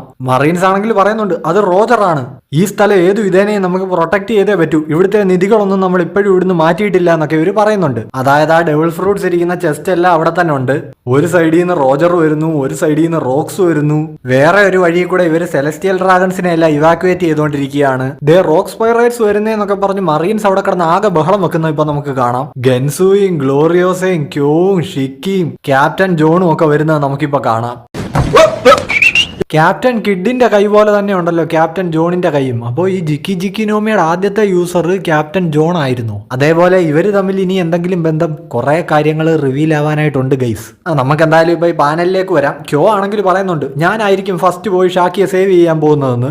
അല്ല, ഞാൻ പോയി രക്ഷിക്കുമെന്ന് ഇപ്പൊ ഷിക്കി പറയുന്നുണ്ട്. ഷിക്കിയുടെ മുഖമൊക്കെ ആണെങ്കിൽ ക്യോ ഇങ്ങനെ തള്ളി പിടിച്ചിരിക്കുകയാണ്. ക്യാപ്റ്റൻ ജോൺ ആണെങ്കിൽ ഇപ്പൊ വിളിച്ചു പറയുന്നുണ്ട്, ഷാക്കി നിന്നെ രക്ഷിക്കാനായിട്ട് ഞങ്ങൾ ഇതേ എത്തിയെന്ന്. നമ്മളിപ്പോ സോമേഴ്സിനെ കാണിക്കുന്നുണ്ട്. സോമേഴ്സ് അവിടെ ഇരിക്കുന്ന മറീൻസിനോട് പറയുന്നുണ്ട്, പോയി അവന്മാരെയൊക്കെ സ്റ്റോപ്പ് ചെയ്യും. പിന്നെ ഷാക്കുയാക്കുവിനെ നിങ്ങൾ ഇവിടുന്ന് മാറ്റിയല്ലോ അല്ലേ? ഇപ്പൊ ഇത് കേട്ടിട്ട് മറീൻസ് ആണെങ്കിൽ അവിടെ നിന്ന് ആകെ ഒന്ന് പരുങ്ങുന്നുണ്ട്. സംഭവം എന്താണെന്ന് നോക്കിക്കഴിഞ്ഞാൽ ഷാക്കി ആണെങ്കിൽ അവർക്ക് നേരെ വന്ന മറീൻസിനെയൊക്കെ അടിച്ച് റൊട്ടിയാക്കി അവിടെ ഇട്ടിട്ടുണ്ട്. സോമേഴ്സ് ആണെങ്കിൽ ഇത് കണ്ടിട്ട് ആകെ ആശ്ചര്യപ്പെട്ടിട്ട് ചോദിക്കുന്നുണ്ട്, ഇത് എന്തൊരു കോമഡിയാടാ ഇത്, വിലങ്ങിട്ടിരിക്കുന്ന ഒരു പെണ്ണിന്റെ കയ്യിൽ നിന്ന് അടി കൊണ്ടിട്ടാണോ നീയൊക്കെ ഇവിടെ കിടക്കുന്നത്? പൈറേറ്റ്സ് ഇപ്പൊ ഈ ഐലൻഡിൽ വമ്പം പ്രശ്നങ്ങൾ ഉണ്ടാക്കുകയായിരിക്കുമല്ലോ അല്ലേന്ന് ഇപ്പൊ ഷാക്കി സോമേഴ്സിനോട് ചോദിക്കുന്നുണ്ട്. അവളുടെ ഈ കോൺഫിഡന്റ് ആയിട്ടുള്ള ആറ്റിറ്റ്യൂഡ് കാണുമ്പോഴത്തേക്ക് സോമേഴ്സിനാകെ ചൊറിഞ്ഞു കയറും. നിന്റെ വെർത്ത് എന്താണെന്ന് അറിഞ്ഞിട്ടുള്ള നിന്റെ ഈ അഹങ്കാരത്തോടുള്ള സംസാരം കാണാൻ ഒട്ടും ഭംഗിയില്ല എന്ന് പറഞ്ഞിട്ട് സോമേഴ്സ് ഷാക്കിയുടെ ചെകിട്ടത്തൊരു അടി അടിക്കുകയാണ്. ഷാക്കി ഇപ്പൊ അങ്ങോട്ട് തിരിഞ്ഞു നിന്നിട്ട് ആ കാല് വെച്ച് സോമേഴ്സിന് ഒരു ഒറ്റ കിക്ക് കൊടുക്കുന്നുണ്ട്. നല്ല പോലെ അവനങ്ങ് അരച്ചെന്ന് തോന്നുന്നു. പക്ഷെ ഇപ്പൊ സോമേഴ്സ് അവളുടെ ആ കാല് ഇങ്ങനെ പിടിച്ചു വെച്ചിട്ട് അവന്റെ ആ മുള്ളുകൾ കൊണ്ട് ക്രിയേറ്റ് ചെയ്തൊരു വടി വെച്ചൊരു അടി അടിക്കുന്നുണ്ട്. ആ അടി കൊണ്ടിട്ട് ഇഞ്ചുവേർഡ് ആയിട്ട് ഷാക്കി അങ്ങ് താഴെ വീഴുകയാണ്. സോമേഴ്സ് ഇപ്പൊ ഷാക്കിയോട് പറയുന്നുണ്ട്, നീ പറഞ്ഞത് ശരിയാടി, നിന്നെ കൊണ്ടുപോകാനായിട്ട് ഡസൻ കണക്കിന് പൈറേറ്റ്സ് ഇങ്ങോട്ടേക്ക് വന്നിട്ടുണ്ട്. നീ ഭയങ്കര പോപ്പുലർ ആണല്ലോ. അവന്മാരെല്ലാം കൂടെ വന്ന് ഇവിടുത്തെ ടൂർണമെന്റ് അലമ്പാക്കി.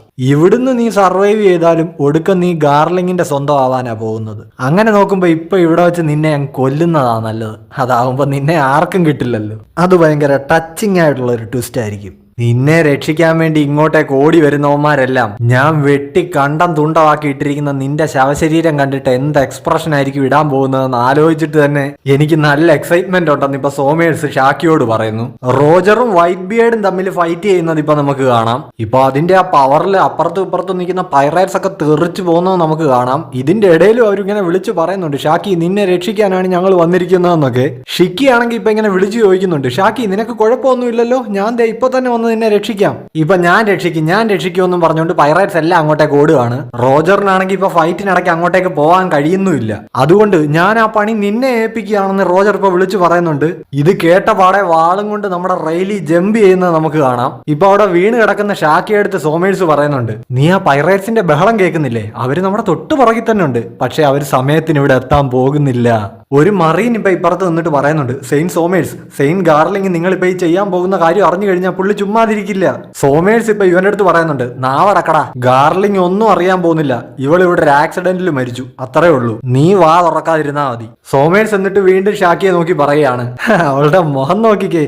അങ്ങനെ അവസാനം അവളുടെ മുഖത്തെ ആ പ്രതീക്ഷ പതുക്കെ മായാൻ തുടങ്ങി. പെട്ടെന്നൊരു രാജകുമാരൻ ചാടി വന്ന് നിന്നെ രക്ഷിക്കാൻ. നമ്മളിപ്പോ ഉള്ളത് ഒരു അമർചിത്ര കഥയിലൊന്നും അല്ല മോളെ.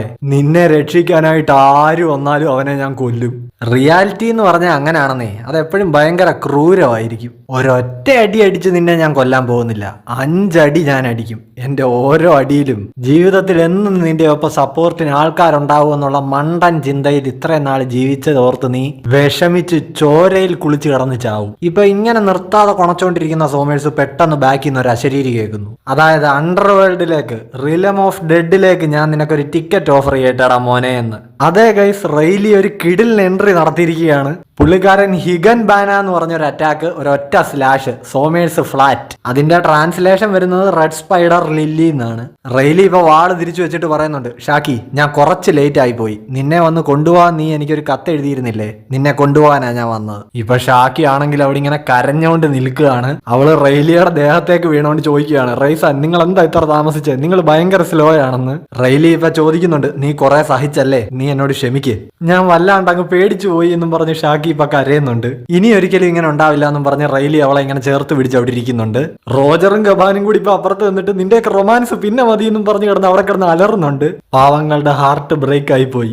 റോജർ ഇപ്പൊ ക്രൂമേറ്റ്സിനോട് വിളിച്ചു പറയുന്നുണ്ട്, ഗൈസ് ഷാക്കിയെ നമ്മൾ വീണ്ടെടുത്തു, ഇനി ഇവിടുത്തെ ബാക്കി ട്രഷേഴ്സും അടിച്ചു മാറ്റി നമുക്ക് ഇവിടുന്ന് എത്രയും വേഗം സ്ഥലം വിടാവുന്ന. ഗോഡ് വാലിയുടെ നോർത്ത് വെസ്റ്റേൺ പാർട്ടിലെ ഇപ്പൊ സെയിന്റ് ഗാർലിംഗും റോക്സും തമ്മിൽ നല്ല കട്ട ബാറ്റിൽ നടക്കുകയാണ്. സോ ഇങ്ങോട്ടേക്ക് പെട്ടെന്ന് റീഇൻഫോഴ്സ്മെന്റ് അയക്കണമെന്നും പറഞ്ഞ് ഇപ്പൊ മറീൻസ് മെസ്സേജ് കൊടുക്കുന്നത് നമുക്ക് കേൾക്കാം. നമുക്കിപ്പോ ഇവരുടെ എല്ലാ ലൊക്കേഷൻ കാണിച്ചോണ്ടൊരു മാപ്പൊക്കെ തന്നിട്ടുണ്ട്.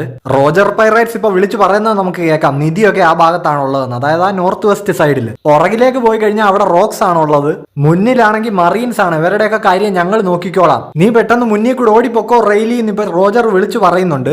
റെയിലി ആണെങ്കിൽ ഇപ്പൊ സോറി റോജർ എന്ന് പറയുന്നുണ്ട്. ഇപ്പൊ നമ്മൾ നോക്കുവാണെങ്കിൽ റെയിലി ഷാക്കിയെ എടുത്തോണ്ട് ഓടി പോവാണ്. ഇപ്പൊ അവിടെ നിൽക്കുന്ന ബാക്കി പൈറേറ്റ്സിനൊക്കെ ആണെങ്കിൽ ഇത് കണ്ടിട്ട് അങ്ങ് അസൂയയാവുകയാണ്. ഓ, ആ റെയിലി ആയിട്ട് വല്ലതും ജനിച്ചാൽ മതിയായിരുന്നു, റെയിലിയെ കൊന്നിട്ട് അവന്റെ കയ്യിലിരിക്കുന്ന ഷാക്കിയെ നമുക്ക് തട്ടിയെടുക്കാം എന്നൊക്കെ ഇവന്മാര് വിളിച്ചു പറയുന്നുണ്ട്. റോജർ പൈറേറ്റ്സ് ഇപ്പൊ അവിടെ ഉള്ള ബാക്കി പൈറേറ്റ്സിനെ അടിച്ചു മൂടുന്നുണ്ട്. നമ്മുടെ കപ്പൽ എത്രയും പെട്ടെന്ന് സൗത്ത് ഈസ്റ്റ് ഭാഗത്തേക്ക് കൊണ്ടുപോകാൻ ഇപ്പൊ അവർ ഓർഡർ കൊടുക്കുന്നുണ്ട്. ഇപ്പോ റെയിലിയെ അറ്റാക്ക് ചെയ്യാൻ ശ്രമിക്കുന്ന പൈറേറ്റ്സിനെ നമ്മുടെ ഷിക്കി പോയി അടിക്കുന്നുണ്ട്. നിർത്തടാ പൊട്ടന്മാരെ, നിങ്ങളിപ്പോ എന്തെങ്കിലും ചെയ്താൽ ഷാക്കിക്കും കൂടെ അല്ലേ അപകടം വരുന്നത്, അവൾ അവന്റെ കയ്യിൽ ഇരിക്കുകയല്ലേ എന്ന് ഇപ്പൊ ഷിക്കി പറയുന്നുണ്ട്. ഓഹ്, എന്താ ഒരു കെയറിങ്. റോക്സ് പൈറേറ്റ്സ് ഇപ്പൊ പറയുന്നുണ്ട്, ഷാക്കിയെ മറന്നേക്ക്, ഇനി നമുക്ക് ഇവിടെയുള്ള ബാക്കി നിധികളിൽ കോൺസെൻട്രേറ്റ് ചെയ്യാം, ബാക്കി ഇവിടെയുള്ള ട്രഷേഴ്സ് എല്ലാം നമുക്ക് തൂക്കണമെന്ന്. ഷാക്കി ഇപ്പൊ നമ്മുടെ റെയിലിയുടെ കൈകളിൽ ഇങ്ങനെ സന്തോഷത്തോടു കൂടി ഇരിക്കുന്നത് കാണാം.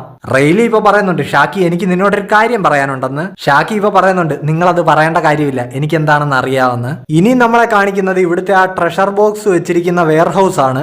എന്തൊരു ഭീകരമായിട്ടുള്ള ബാറ്റിലാ, ഇതിനിടയ്ക്ക് ഇങ്ങനെ ഒരു ചാൻസ് കിടക്കുമെന്ന് ഞാൻ സ്വപ്നത്തിൽ പോലും ചിന്തിച്ചില്ല എന്ന് ഇപ്പൊ ഇവാൻഗോവ് പറയുന്നുണ്ട്. കൂമേ ഇവാൻഗോവും കൂടെ അതിനകത്ത് കയറിയ ഡബിൾ ഫ്രൂട്ട് എടുക്കുന്ന സീനാണ്. ഇപ്പൊ ഇതിൽ എന്തൊക്കെ ഡബിൾ ഫ്രൂട്ട് ആണെന്ന് അറിഞ്ഞുകൂടാ, നമുക്കിതങ്ങ് കഴിക്കാമെന്ന് ഇവാൻഗോവ് പറയുന്നുണ്ട്. അപ്പോഴാണ് ബിഗ് മോം അങ്ങോട്ടേക്ക് ചാടി വീഴുന്നത്. ഇവാൻഗോവിന്റെ ആ ഡബിൾ ഫ്രൂട്ട് തട്ടിപ്പറിക്കുന്നു. കൂമയുടേതും കൂടെ കൈക്കലാക്കാൻ നോക്കുമ്പോൾ ഇവാൻഗോവ് അത് കഴിക്കൂ കൂമ എന്ന് പറയുന്നു. കൂമ അത് കഴിക്കുന്നു. കൂമ ഇപ്പൊ ഇത് കഴിച്ചിട്ട് ഓടി പോകുന്നത് കാണുമ്പോഴത്തേക്ക് ബിഗ് മോമിന് ആകെ ദേഷ്യം വരുന്നുണ്ട്. ഇവാൻഗോവ് ഇപ്പൊ പറയുന്നുണ്ട്, ഓടി ഇവിടുന്ന് രക്ഷപ്പെടൂ കൂമ, നിനക്കൊരാളെ ഇവിടുന്ന് രക്ഷിക്കാൻ കഴിഞ്ഞാൽ പോലും അത് നമ്മുടെ വിജയമാണെന്ന്. മറീൻസ് ഇപ്പോൾ ഡെൻഡൻ മുഷി കൂടെ അവരുടെ ഹയർ ഒഫീഷ്യൽസിനോട് ഇങ്ങനെ വിളിച്ചു ചോദിക്കുന്നുണ്ട്. അതായത് ഈ ഗോഡ് വാലി ഇപ്പോൾ പൈറേറ്റ്സിന്റെ ഒരു പടക്കളമായി മാറിയിരിക്കുകയാണ്. ഞങ്ങളിപ്പോ എന്താ ചെയ്യണ്ടേ? ഇവിടുന്ന് പിൻവാങ്ങണോ അതോ ഇവരുമായിട്ട് നിന്ന് ഫൈറ്റ് ചെയ്യണോ? പെട്ടെന്ന് ഞങ്ങൾക്ക് ഓർഡേഴ്സ് തരൂ. ഇപ്പൊ നോക്കുകയാണെങ്കിൽ അവിടെ ഭയങ്കര ബ്ലാസ്റ്റും പരിപാടിയും ഒക്കെയാണ് നടക്കുന്നത്. ഇപ്പൊ നമ്മളെ മറീൻസിന്റെ സൈഡ് കാണിക്കുന്നുണ്ട്. ഗാർപ്പി ബഹളങ്ങളുടെ എല്ലാം ഇടയ്ക്കൂടി ഇങ്ങനെ ഓടുകയാണ്. പുള്ളിക്കാരൻ ഇപ്പോ സെങ്കോക്കുവിനെ വിളിച്ചു ചോദിക്കുന്നുണ്ട്, ഓയ് സെങ്കോക്കു, നിനക്ക് ഈ ഐലൻഡിൽ നടക്കുന്ന കാര്യങ്ങളെ പറ്റി അറിയായിരുന്നോ? സെങ്കോക്കു ഇപ്പൊ പറയുന്നുണ്ട്, എന്റെ ഓർമ്മ ശരിയാണെങ്കിൽ അവിടെ നടക്കുന്ന കാര്യങ്ങളെ കുറിച്ചും ഇതുപോലെയുള്ള പല ഡാർക്കറായിട്ടുള്ള കാര്യങ്ങളെ പറ്റിയും സംശയം പ്രകടിപ്പിച്ചിരുന്ന ഒരാൾ നമ്മുടെ മറീൻസിലുണ്ടായിരുന്നു. ഇപ്പൊ അയാളുടെ ട്രേസ് പോലും ഇല്ല, അയാൾ നേവിയിൽ നിന്ന് അപ്രത്യക്ഷമായി പോയിന്ന്. അതല്ലെങ്കിൽ ഈ വേൾഡ് ഗവൺമെന്റിന്റെ പണിയാണല്ലോ, സത്യങ്ങൾ അറിഞ്ഞു കഴിഞ്ഞാൽ പിന്നെ അവരെ വെച്ചോണ്ടിരിക്കില്ല. ഇപ്പൊ ഇവിടെ ഈ സിവിലിയൻസിന് സംഭവിക്കുന്നതൊക്കെ കണ്ടിട്ട് ഗാർപ്പ് പറയുന്നുണ്ട്, എന്റെ കൺമുന്നിൽ ഞാൻ ഈ കാണുന്ന ഒന്നും വെറും ഒരു ദുസ്വപ്നം അല്ലെങ്കിൽ ഈ നടക്കുന്ന ക്രൂരതകൾ ഇതാണ് റിയാലിറ്റി. ഇപ്പൊ നമ്മളെ റോക്സിന്റെ സൈഡ് കാണിക്കുന്നുണ്ട്. റോക്സ് ഇപ്പൊ വിളിച്ചു പറയുന്നുണ്ട്, പണ്ടാര ഇവറ്റകൾ ചാവുന്നില്ലല്ലോ. ഇപ്പൊ നോക്കുവാണെങ്കിൽ റോക്സിന്റെ വൈഫായിട്ടുള്ള എറിസ് പറയുന്നുണ്ട്, സെബക് എന്നെ താഴെ ഇറക്കുമെന്ന്. നമ്മളിപ്പോ നോക്കുകയാണെങ്കിൽ എറിസിനെയും ടീച്ചിനെയും എടുത്ത് തോളത്തിട്ടുകൊണ്ട് റോക്സ് ഓടുകയാണ്. അവരുടെ പിറകെ ഗാർലിങ്ങും പിന്നെ ഗോഡ് നൈറ്റ്സിലെ മറ്റേ പെണ്ണും ഇപ്പൊ നമ്മൾ എൽബാഫിൽ കാണുന്ന പോലത്തെ കുറെ ഡീമൻസും ഉണ്ട്. ഇപ്പോ സെബക് നീ ഒന്ന് വെയിറ്റ് ചെയ്യേ, എന്നെ ആദ്യം ഒന്ന് താഴെ ഇറക്കാന്നൊക്കെ എറിസ് ഇങ്ങനെ തോളിലിരുന്ന് പറയുമ്പോ സെബക് ഇപ്പൊ പറയുന്നുണ്ട്, ഇവിടുന്ന് ഓടി രക്ഷപ്പെടുകയല്ലാതെ നമ്മുടെ മുന്നിൽ ഇപ്പൊ വേറെ വഴിയില്ല. അവരുടെ കയ്യിൽ അകപ്പെടുന്നവരെ എല്ലാം അവർ അതുപോലെ ഡീമൻസ് ആക്കി മാറ്റും. എന്നാലും ഇത് എന്ത് നാശമാണ്, ഇത് ആരുടെ എബിലിറ്റിയാണ്? നമ്മളിപ്പോ നോക്കുകയാണെങ്കിൽ ആ ഡീമൻസ് ആയവരിൽ ഒരാള് ആ സ്റ്റേജിൽ ഉണ്ടായിരുന്ന ഡേവി ക്ലാൻ മെമ്പേഴ്സിലെ സ്ട്രോ ഹാറ്റ് വെച്ച പുള്ളിക്കാരനാണ്.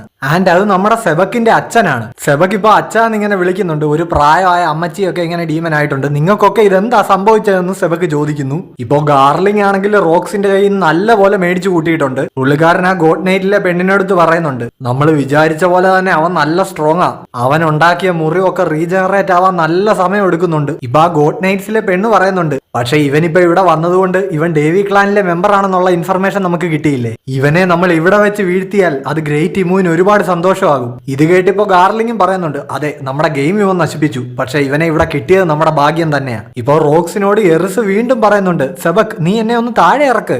ഇങ്ങനെ ഒരു കയ്യിൽ എന്നെയും ടീച്ചനെയും പിടിച്ചോണ്ട് ഓടിയാൽ മറ്റേ ഒറ്റ കൈ കൊണ്ട് നിനക്ക് ഇവരെ ഫൈറ്റ് ചെയ്ത് തോൽപ്പിക്കാൻ പറ്റുമെന്നാണോ നീ കരുതുന്നത്? റോക്സ് ഇപ്പൊ പറയുന്നുണ്ട്, എറിസ് നീ ഞാൻ പറയുന്നതൊന്ന് കേക്ക്. ഡേവിന്ന് ഫാമിലി നെയിം ഉള്ള ആരെങ്കിലും ഇവരുടെ കയ്യിൽ അകപ്പെട്ട് കഴിഞ്ഞാൽ നമ്മൾ സ്വപ്നത്തിൽ പോലും ചിന്തിക്കാത്ത രീതിയിൽ ഇവരെ ടോർച്ചർ ചെയ്യും. നരകം പോലും ചിലപ്പോൾ അതിനെ വെച്ച് കമ്പയർ ചെയ്യുമ്പോൾ ഭേദമായിരിക്കും. എറിസ് ഇപ്പൊ പറയുന്നുണ്ട്, അതൊക്കെ എനിക്കറിയാം. നിന്നെ കല്യാണം കഴിച്ച് ഇവിടെ വന്നതിന് ശേഷം ഞാനും ഡേവി ക്ലാനിലെ ഒരു മെമ്പർ ആയില്ലേ, അതിൽ എനിക്ക് അഭിമാനമേ ഉള്ളൂ. ഞാൻ മുൻപ് ഒരു പൈറേറ്റ് ആയിട്ട് കൂടി എന്നെ നമ്മുടെ ക്ലാനിലുള്ളവരെല്ലാം എന്ത് നന്നായിട്ടാ ട്രീറ്റ് ചെയ്തത്. ഡേവി ക്ലാനിന്റെ ഫെയ്റ്റിനെ പറ്റിയൊക്കെ എനിക്ക് നന്നായിട്ട് അറിയാം. അതുകൊണ്ട് എന്നെ താഴെ ഇറക്ക് എന്ന് പറഞ്ഞ് അവളിപ്പോ റോക്സിന്റെ പിടിയിൽ നിന്ന് താഴേക്ക് ചാടുന്നുണ്ട്. ഇപ്പൊ റോക്സ് ആണെങ്കിൽ ഈ സമയമില്ലാത്ത സമയത്ത് എറിസ് ചെയ്ത പരിപാടി കണ്ടിട്ട് ഹേ എന്നിങ്ങനെ വിളിക്കുന്നുണ്ട്. അവളിപ്പോ റോക്സിനോട് ചോദിക്കുന്നുണ്ട്, ഒരു കുഞ്ഞിനെ പോലും സംരക്ഷിക്കാൻ കഴിയാതെ എല്ലാത്തിനും നിന്റെ തണല് പറ്റി നിൽക്കുന്ന ടൈപ്പ് ഒരു പെണ്ണായിരുന്നു ഞാനെങ്കിൽ നീ ഞാനുമായിട്ട് പ്രണയത്തിലാവില്ലായിരുന്നല്ലോ. എന്താ ശരിയല്ലേ എന്ന് ഇപ്പൊ റോക്സ് ആണെങ്കിൽ പെട്ടെന്ന് ചോദിക്കുന്നുണ്ട്, എടി മണ്ടി നീ ഇതെന്തൊക്കെയാ പറയുന്നേ? എറിസ് ഇപ്പൊ പറയുന്നുണ്ട്, ഒരു രക്ഷയില്ലാതെ യുവമാരുടെ കയ്യിൽ അകപ്പെടുമെന്നുള്ള ഒരു സ്ഥിതി വന്നു കഴിഞ്ഞാൽ ടീച്ചിനെയും കൊന്ന് ഞാനും ആത്മഹത്യ ചെയ്യും. അല്ലാതെ യുവമാർക്ക് ടോർച്ചർ ചെയ്യാൻ നിന്ന് കൊടുക്കില്ല. നമ്മളിങ്ങനെ ഒരുമിച്ച് നിന്നാൽ നമുക്ക് സർവൈവ് ചെയ്യാനുള്ള ചാൻസ് കുറയേ ഉള്ളൂ. അതുകൊണ്ട് ഇപ്പോൾ തൽക്കാലത്തേക്ക് പിരിഞ്ഞിട്ട് നമുക്ക് ലുലൂസിയയിൽ വെച്ച് വീണ്ടും കണ്ടുമുട്ടാം സെബക് എന്ന് എറിസ് പറയുന്നുണ്ട്. ലുലൂസിയ. ഗാർലിംഗ് ഇപ്പൊ മുന്നിൽ വന്നിട്ട് ചോദിക്കുന്നുണ്ട്, ഓ നീ അങ്ങനെ നിന്റെ ഭാര്യയും കുഞ്ഞിനെയും പറഞ്ഞു വിട്ടോ, ഇനി നീ എന്താ ചെയ്യാൻ പോകുന്നത്? എറിസ് ഇപ്പൊ ടീച്ചിനെയും കൊണ്ട് ഓടി പോകുന്നുണ്ട്. റോക്സ് ആണെങ്കിൽ ഇപ്പൊ ഗാർലിംഗിന്റെ ഡീമൻസിന്റെ ഒക്കെ നേരെ ഇങ്ങനെ നിന്നിട്ട് ആ വാള് ഉയർത്തിക്കൊണ്ട് പറയുന്നുണ്ട്, ഇവിടെ ഇപ്പൊ അവരെന്നെ രക്ഷപ്പെടുത്തിയതായിട്ടാണ് എനിക്ക് തോന്നുന്നത്. എന്നിട്ട് പുള്ളി ആ വാൾ ഉയർത്തി ഗ്രൗണ്ടിലോട്ട് ഒറ്റ വെട്ടുന്നുണ്ട്. ആ ഐലൻഡ് ഓൾമോസ്റ്റ് ഫുള്ള് കവർ ആയിട്ടൊരു ലൈന്. ദേ ഈ വരയുടെ അപ്പുറം കടന്ന് എന്റെ ഭാര്യയുടെയോ മകന്റെയോ നേർക്ക് പോകാൻ നിന്നെ ഒറ്റ ഒരുത്തനെയും ഞാൻ സമ്മതിക്കില്ല. ഇത് താണ്ടി പോകാൻ ഉറപ്പുള്ള മോൺസ്റ്റേഴ്സ് ഉണ്ടെങ്കിൽ എന്റെ നേർക്ക് വാടാ. ഓ മാൻ റോക്സ് പ്യുവർ റൊമാൻറ്റിഫിക്കേഷൻ മൊമെന്റ്. ഇപ്പൊ ആ വരയ്ക്കപ്പുറം ടീച്ചിനെ എടുത്തുകൊണ്ട് എറിസ് ഇങ്ങനെ ഓടുന്നുണ്ട്. സെബക്കുള്ള ഭാഗത്തേക്ക് അവളിങ്ങനെ തിരിഞ്ഞു നോക്കുന്നുണ്ട്. ടീച്ച് ആണെങ്കിലും അവന്റെ അച്ഛൻ നിൽക്കുന്ന ആ ഭാഗത്തേക്ക് ഇങ്ങനെ കരഞ്ഞുകൊണ്ട് നോക്കുന്നു. ഇതേ സമയം ആ ട്രഷർ ബോക്സ് വെച്ചിരുന്ന വെയർ ഹൗസിന്റെ അടുത്ത് നിന്നിട്ട് ബിഗ് മോം ഇങ്ങനെ ചിരിക്കുന്നത് നമുക്ക് കേൾക്കാം. ഇവാൻകോവിന്റെയും അവർ ആ ഫിഷ് ഫ്രൂട്ട് തട്ടിപ്പറിച്ചായിരുന്നല്ലോ. ഈ ഡബിൾ ഫ്രൂട്ട് മതി, ഇതെന്റെ മകനായ കറ്റാക്കുരിയെ കൊണ്ട് കഴിപ്പിക്കാം. ഫ്യൂച്ചറിൽ ഞാൻ തുടങ്ങാനിരിക്കുന്ന എന്റെ പൈറേറ്റ് ക്രൂവിൽ സ്ട്രോങ്ങസ്റ്റ് ആയിട്ടുള്ള പവറുള്ള ആൾക്കാർ ആവശ്യമാണ് എന്നവർ പറഞ്ഞു തീരുന്നതിന് മുന്നേ കൈഡോ ഇങ്ങനെ ജമ്പ് ചെയ്തു വന്ന ആ കയ്യിലെ ഗത വെച്ച് ബിഗ് മോമിന്റെ ചെകളെ അടിച്ചു തിരിക്കുന്നുണ്ട്. ഡബിൾ ഫ്രൂട്ട് ആണെങ്കിൽ അവരുടെ കയ്യിൽ നിന്ന് തെറിച്ച് എയറിലേക്ക് പോയി. ഒറ്റ ചാട്ടത്തിന് ഇപ്പൊ കൈഡോ ഇത് വായിലാക്കിയിട്ടുണ്ട്.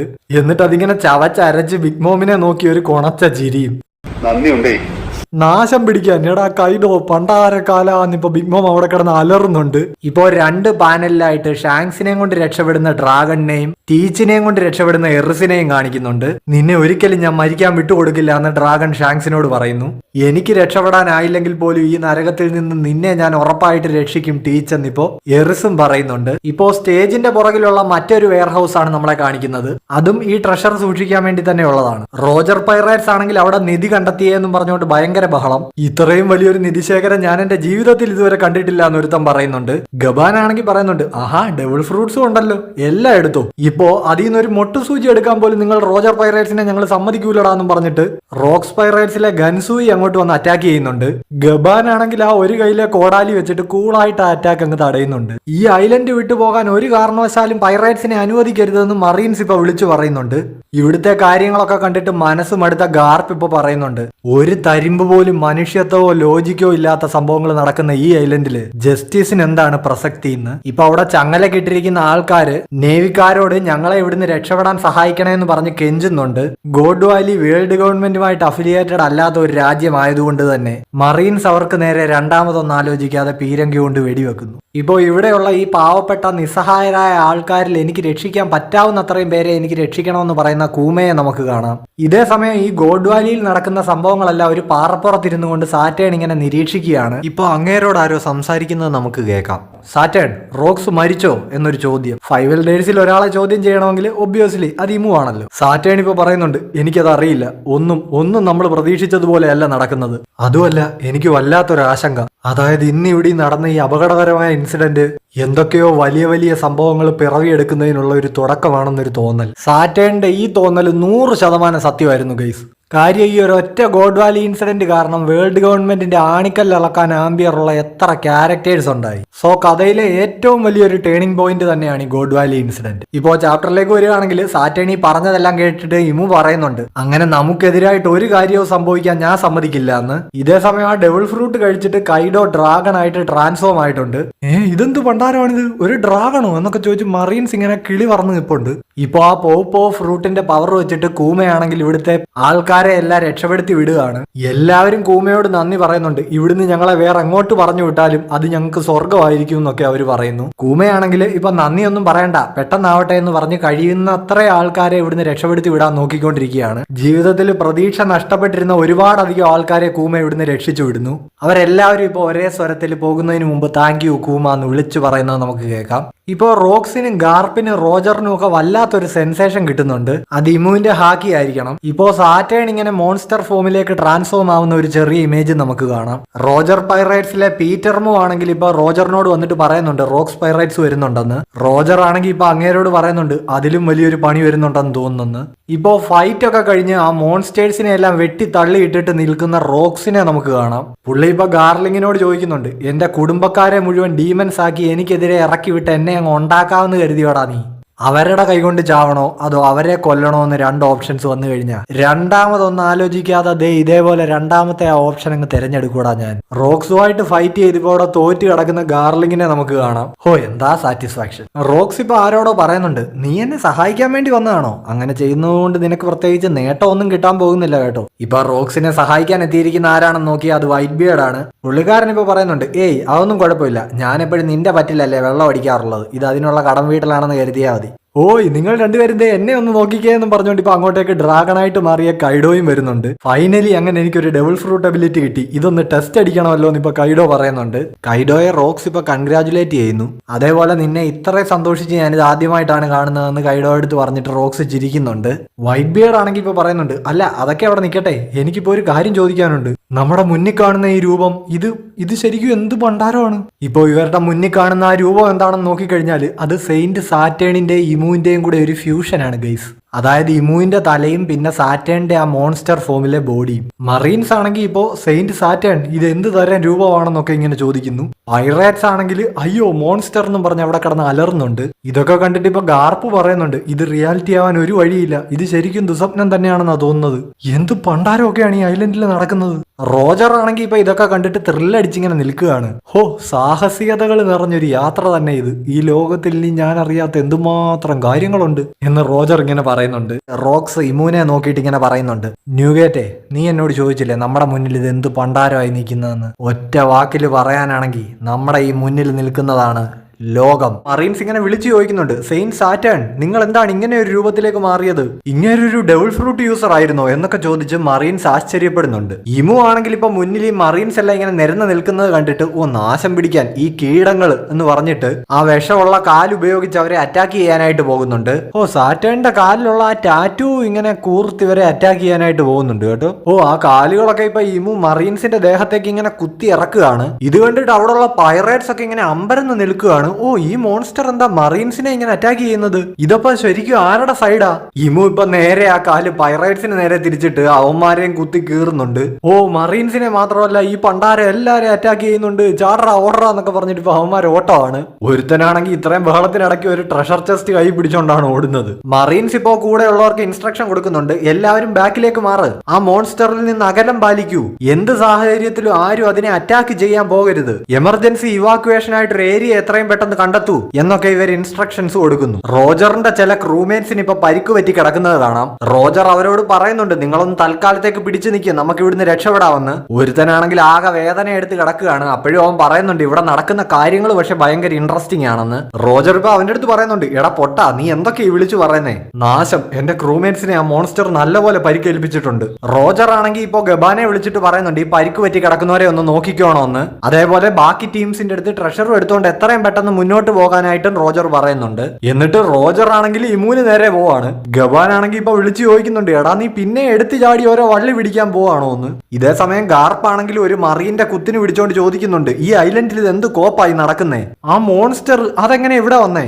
ആ മറീൻ ആണെങ്കിൽ ഇപ്പൊ പറയുന്നുണ്ട്, ഞങ്ങൾക്കും കാര്യമായിട്ടൊന്നും അറിയില്ല സാർ, സെയിന്റ് സാറ്റേൺ പെട്ടെന്ന് ഈ മോൺസ്റ്റർ ഫോമിലേക്ക് ട്രാൻസ്ഫോം ആവുമായിരുന്നു. ഗാർപ്പ് ഇപ്പൊ ഇത് കേട്ടിട്ട് അമ്പരക്കുന്നുണ്ട്, ഫൈവ് എൽഡേഴ്സിൽ ഒരാളോ? യവന്മാരെ പറ്റി കുറെ കേട്ടിട്ടുണ്ടെങ്കിലും ഇപ്പോഴാ ഒരുത്തനെ കാണുന്നത്. ആ ടോപ്പിലുള്ള തൊലിയന്മാർക്ക് പറ്റിയ ഒരു അപ്പിയറൻസ് തന്നെയാ ഇത്. ഇപ്പോ ബഹുമാനം ഇല്ലാതെ ഗാർപ്പ് ഇങ്ങനെ സംസാരിക്കുന്നത് കേട്ടിട്ട് അവിടെ നിൽക്കുന്ന ഈ മറീൻസ് എല്ലാം ഞെട്ടുന്നുണ്ട്. അവര് പറയുന്നുണ്ട്, വൈസ് അഡ്മിറൽ ഗാർപ്പ് ദയവായിട്ട് വാക്കുകൾ സൂക്ഷിച്ചു ഉപയോഗിക്കൂ, ഇല്ലെങ്കിൽ ഭയങ്കര പ്രശ്നമാവും. ഇപ്പൊ നോക്കുകയാണെങ്കിൽ ഇമുവിന്റെ മുന്നിൽ റോക്സ് ഇങ്ങനെ വാളും പിടിച്ചോണ്ട് നിൽക്കുകയാണ്. പുള്ളി ഇമുവിനെ നോക്കിയിട്ട് ചോദിക്കുന്നുണ്ട്, ആഹാ ഇതാരാ, അഴുക്കുജാലി കിടക്കുന്ന എലികളുടെ രാജാവോ? എന്താ ഉദ്ദേശം, എന്നെ കൊല്ലാൻ വേണ്ടി വന്നതാണോ?